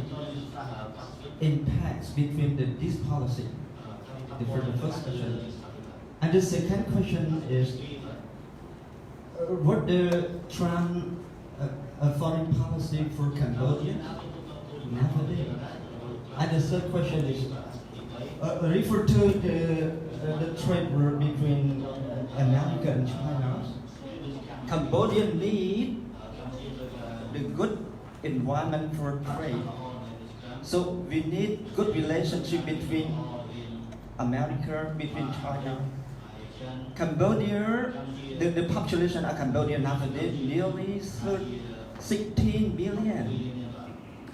But Cambodians have a good position in Asian country. More than 600 million people. We can diversify from Cambodia to another country. So America cooperate with Thailand, produce fresh milk, and my boy, I need America build a factory to produce milk in Cambodia. It is the good occasion for Cambodia. So, do you think about the environment for to build a factory in Cambodia nowadays? Thank you, the Excellency. Thank you. We need to the foreign policy, not say about the milk production. What's the foreign policy? Yeah. So foreign policy refer to Belt and Road Initiative and Maritime Shield Road of the Xi Jinping. What the impact between the Trump strategy, the Trump strategy nowadays? Yes. Yeah. Trump policy. That's it. That is a difficult concept sometimes. Yes. But let me, one by one, what is, I think, the essence of your first question? What does Trump think of BRI? Okay. Is that a reasonable? Belt and Road Initiative. Yes, I know. Yes. Yeah. I think he thinks a couple of things. I've never talked to him, so I'm just looking from afar. But he, I think he's very partial to the idea of infrastructure. When he ran for president in the United States, he wanted a big infrastructure plan for the U.S. We have problems with roads, railroads, airports need modernization. And actually, I thought that was a very good direction to go. So my sense is that he would see why infrastructure around the world, and certainly in this part of the world, would be a very important thing to do. So I don't think, I would guess, he doesn't have resistance to the idea that infrastructure is important. He probably is nervous that China would build all this infrastructure and that the U.S. would be left out of what would become an increasingly China-centered transportation and communications system. And in fact, it's not just Mr. Trump that was nervous about that, but you'll remember when they established the Asia Infrastructure Investment Bank, the U.S. was really, it's a little more complicated, but basically we were the major big country that was I will say, opposed to it. And I met with Secretary Liu, and I know it's not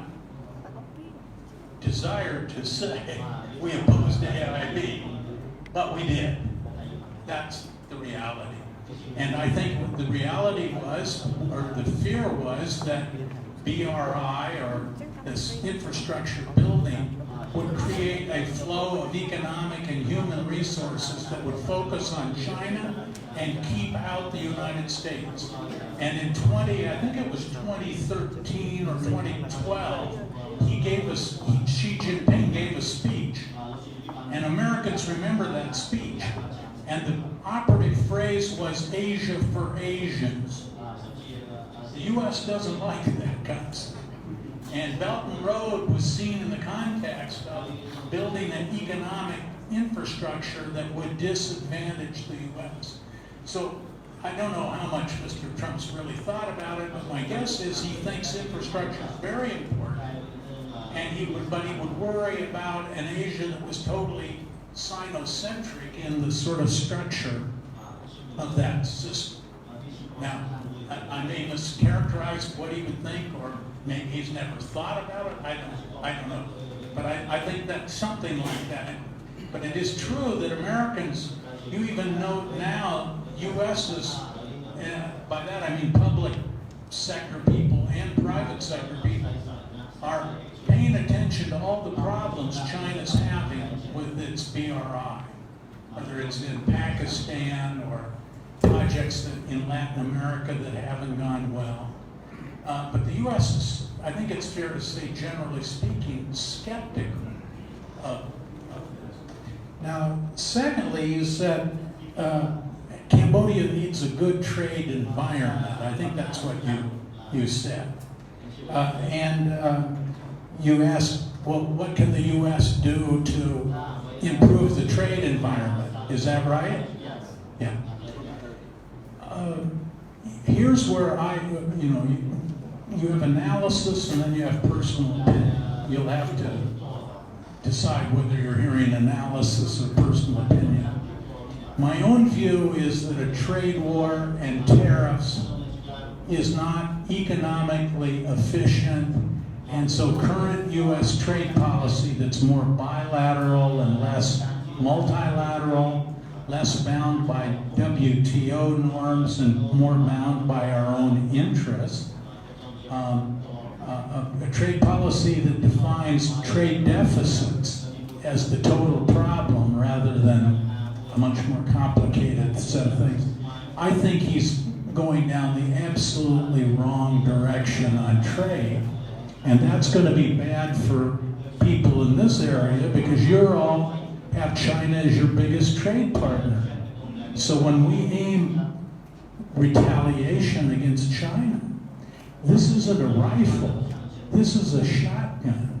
And all the shells are going to hit you as much as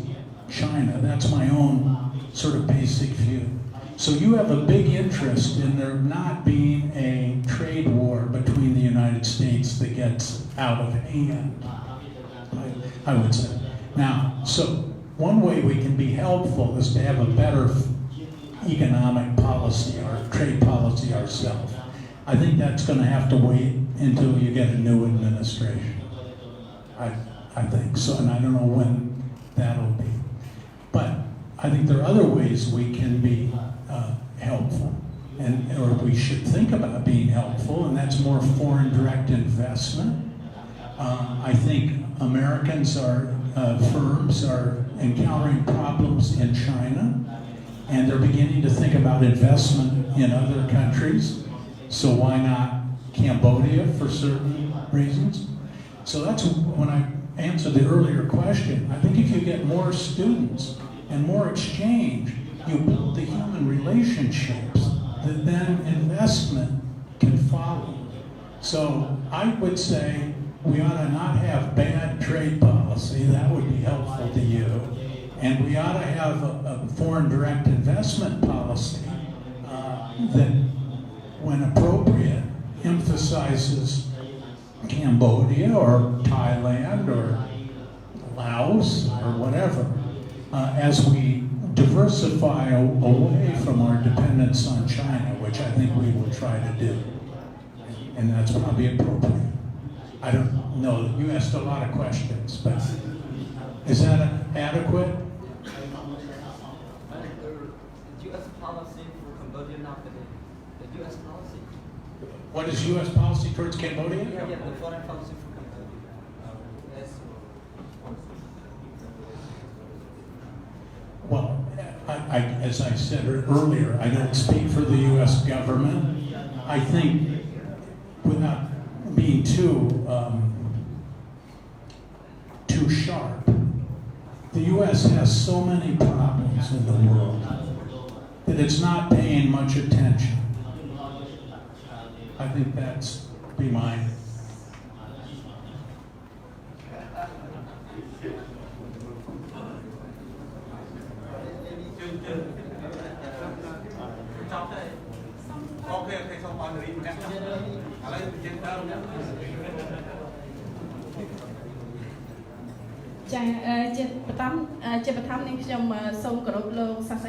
David Denton សូមគោរពឯកឧត្តមបណ្ឌិតស្រីចាសុំទូចប្រធានរាជរដ្ឋាភិបាលកម្ពុជា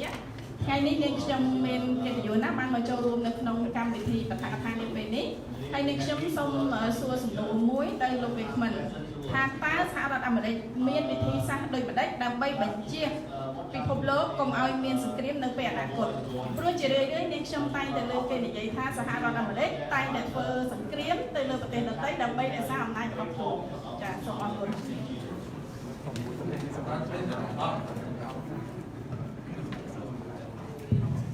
Her question is that she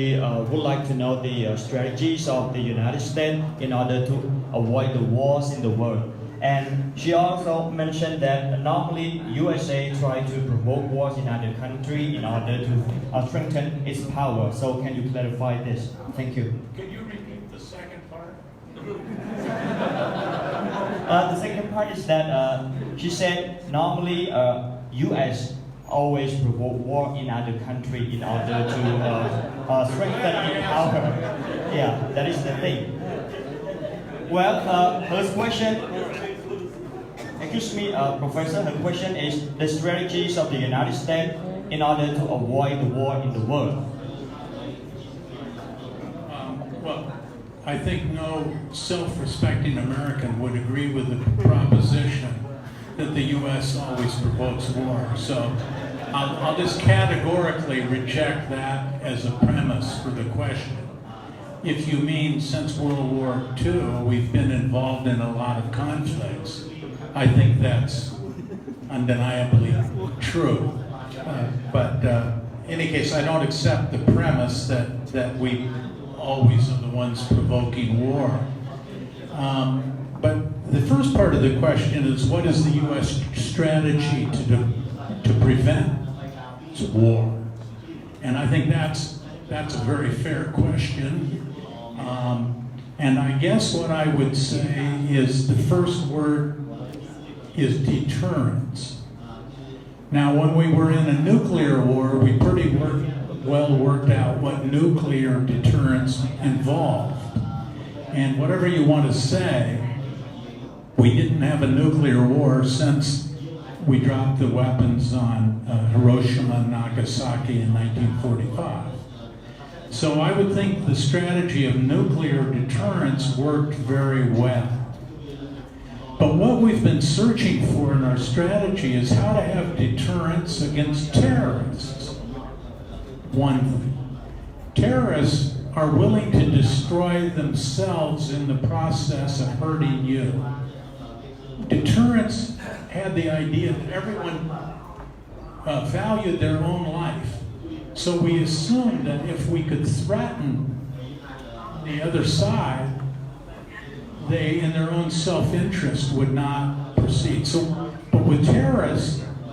they don't care if they survive. So we've had a difficult time about how do you deter terrorists. And we've essentially had to adopt a policy of destroying them before they can a sort of preemptive idea. I don't think we like that, but deterrence doesn't work very well in a terrorist world. So that's one of our problems is we moved more towards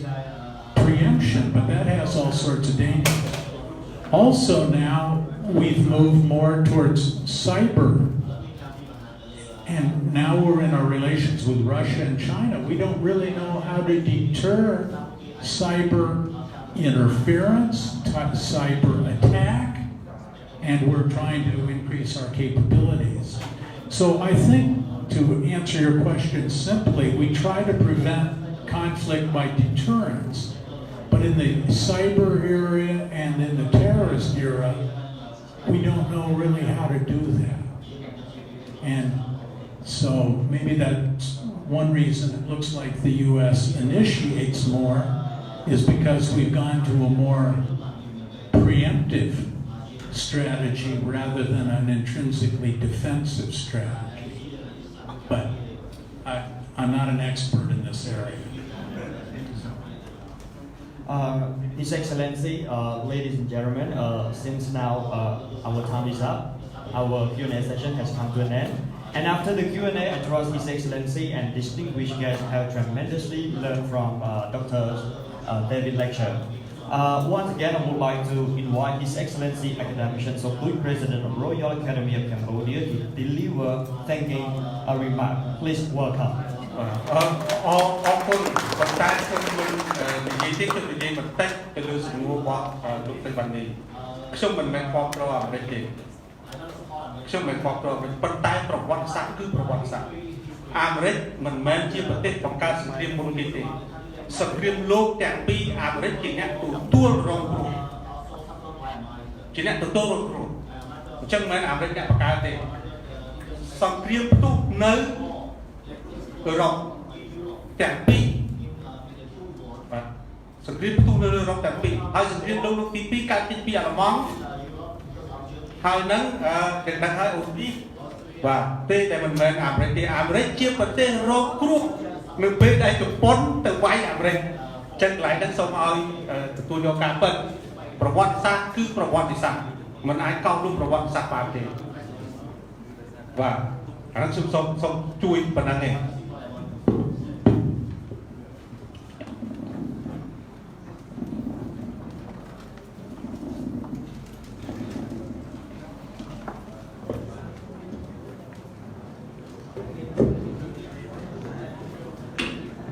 ខ្ញុំសូមអរគុណដាវីតឡាំឈុន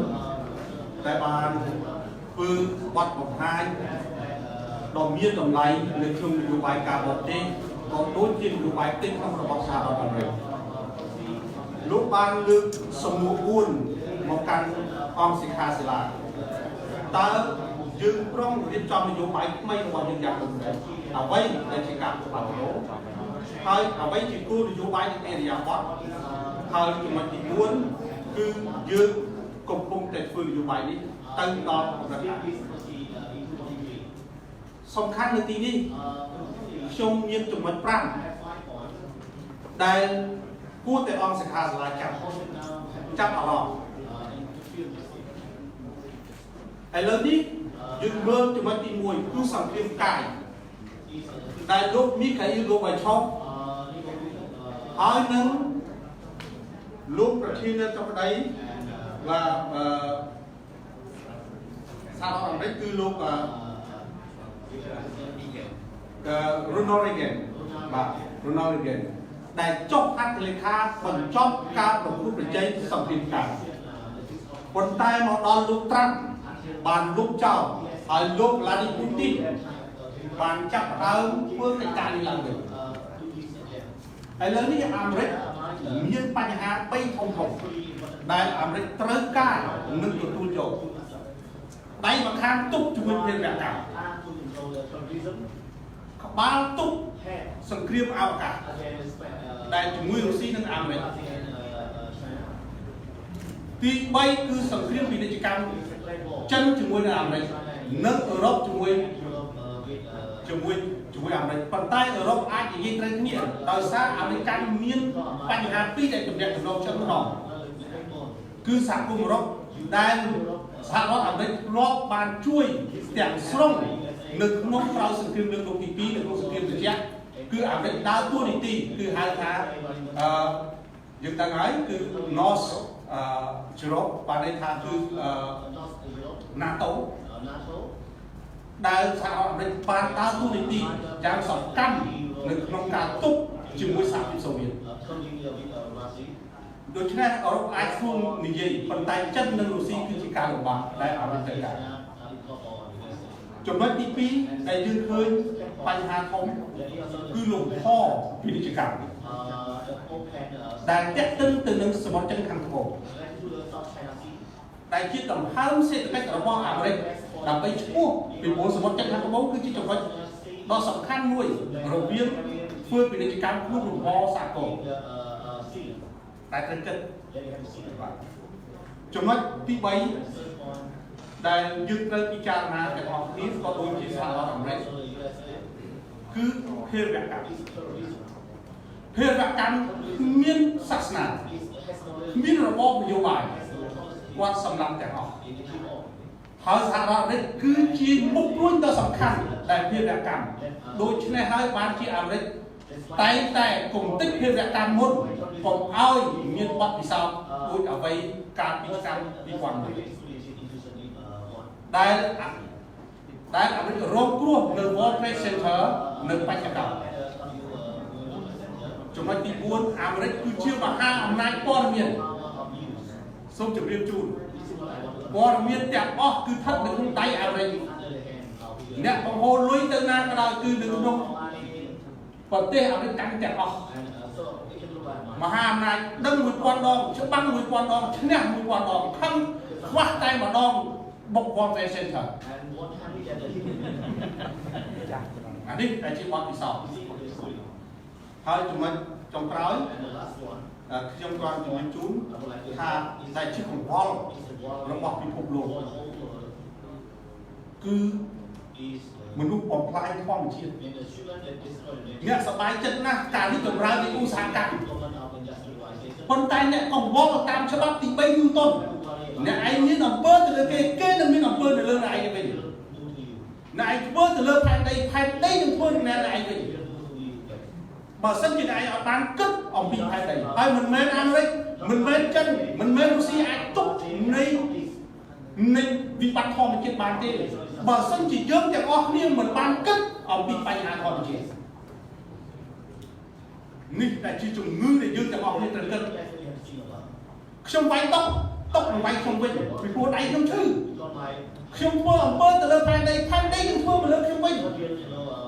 ទឹកជំនន់ខ្យល់ព្យុះបំទុះព្រំភ្លើងទាំងអស់នេះអាមេរិកក៏ទុកអត់ជាប់រុស្ស៊ីក៏ទុកអត់ជាប់ចិនក៏ទុកអត់ជាប់វាគួរណាស់តែយើងទាំងអស់គ្នាដើម្បីធម្មជាតិនេះគឺជាសម្រាប់ខ្ញុំអញ្ចឹងទេសូមអភ័យទោសអគិសនីនៅទីនេះវាលំបាកតិចដោយសារតែរិទ្ធិសភាចាប់ដើមធ្វើអគារជិះអាចបាក់ខ្សែភ្លើងអីគ្រប់នោះអញ្ចឹងបាទទៅខ្ញុំចឹងទេខ្ញុំសង្ខេបតម្លៃថ្ងៃនេះល្អណាស់ខ្ញុំសូមអរគុណលោក David Lampton សាជាថ្មីដែលលោកបានបង្ហាញទស្សនវិជ្ជា5ដូចខ្ញុំដែរខ្ញុំឃើញទី1គឺសម្លឹងទៅលើចិនទៅលើបញ្ហាសេដ្ឋកិច្ចនិងលោកបានបង្ហាញថាចិនមាននុយក្លេអ៊ែរមានជើងទឹកមានជើងអាកាសតែអវកាសអត់តមានទេអវកាសមានតែរុស្ស៊ីហើយនិងអាមេរិកទេហៅថាសង្គ្រាមកាយគេបង្ហោះអាវុធនុយក្លេអ៊ែរនៅក្នុងលំហហើយគេបញ្ជាភ្លាមឲ្យទម្លាក់ទៅចោលតារាក៏បានគ្មានអ្នកណាទុកបាន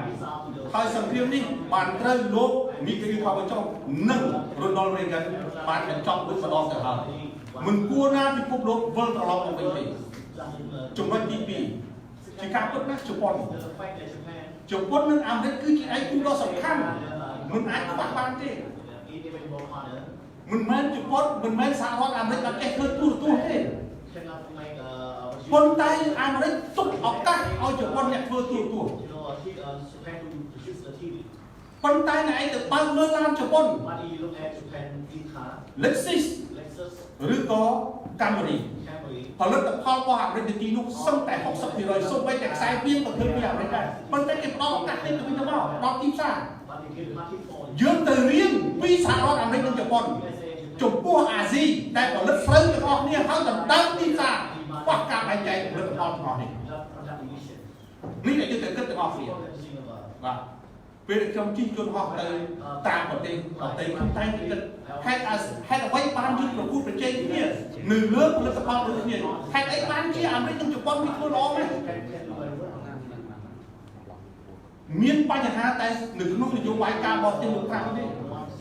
tại vô bài một trăm đi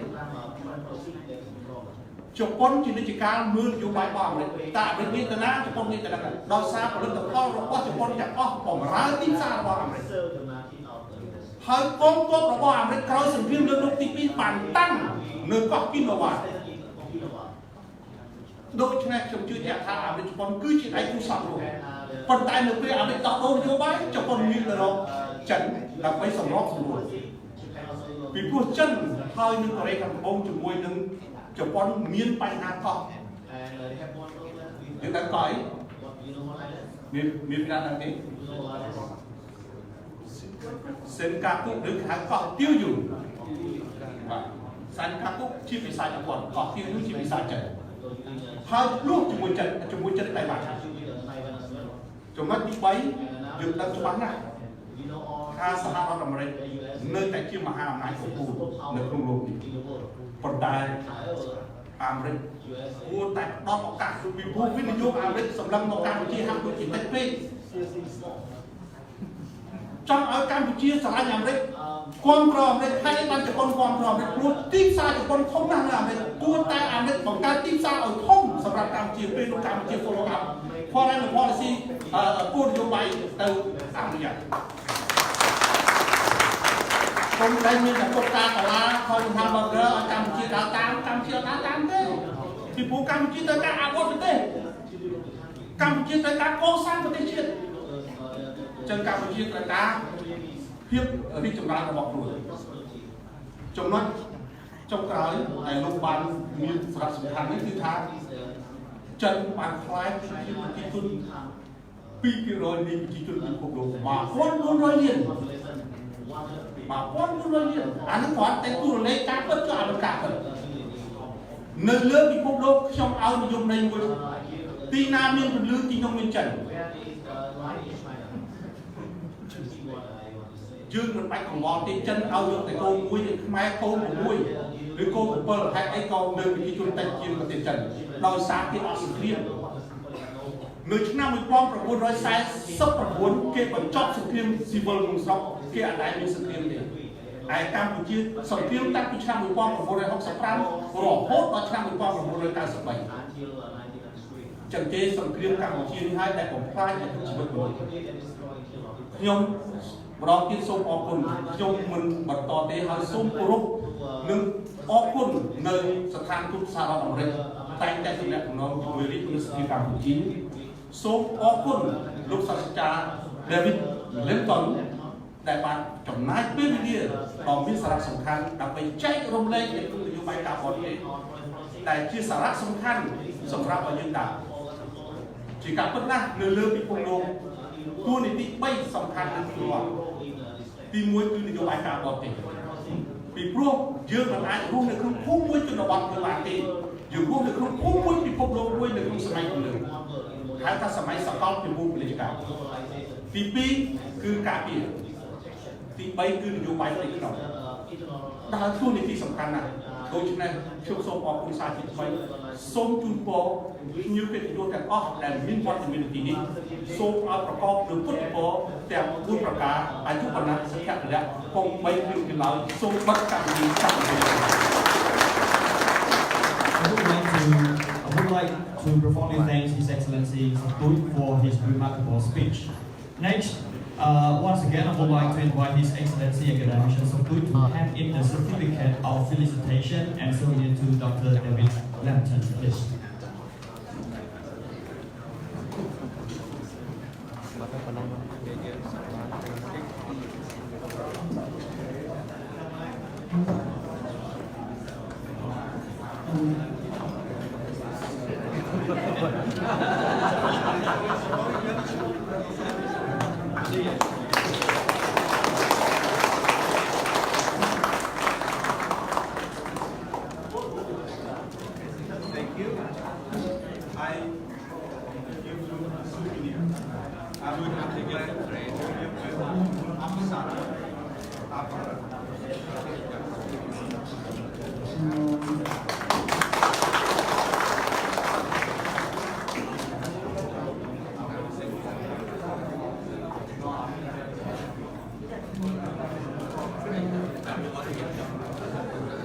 His Excellency and distinguished guests. Last but not least, I would like to invite His Excellency Academician Sokui, Dr. David, His Excellency, ladies and gentlemen, to be on stage to have some fascinating photos taken. Please.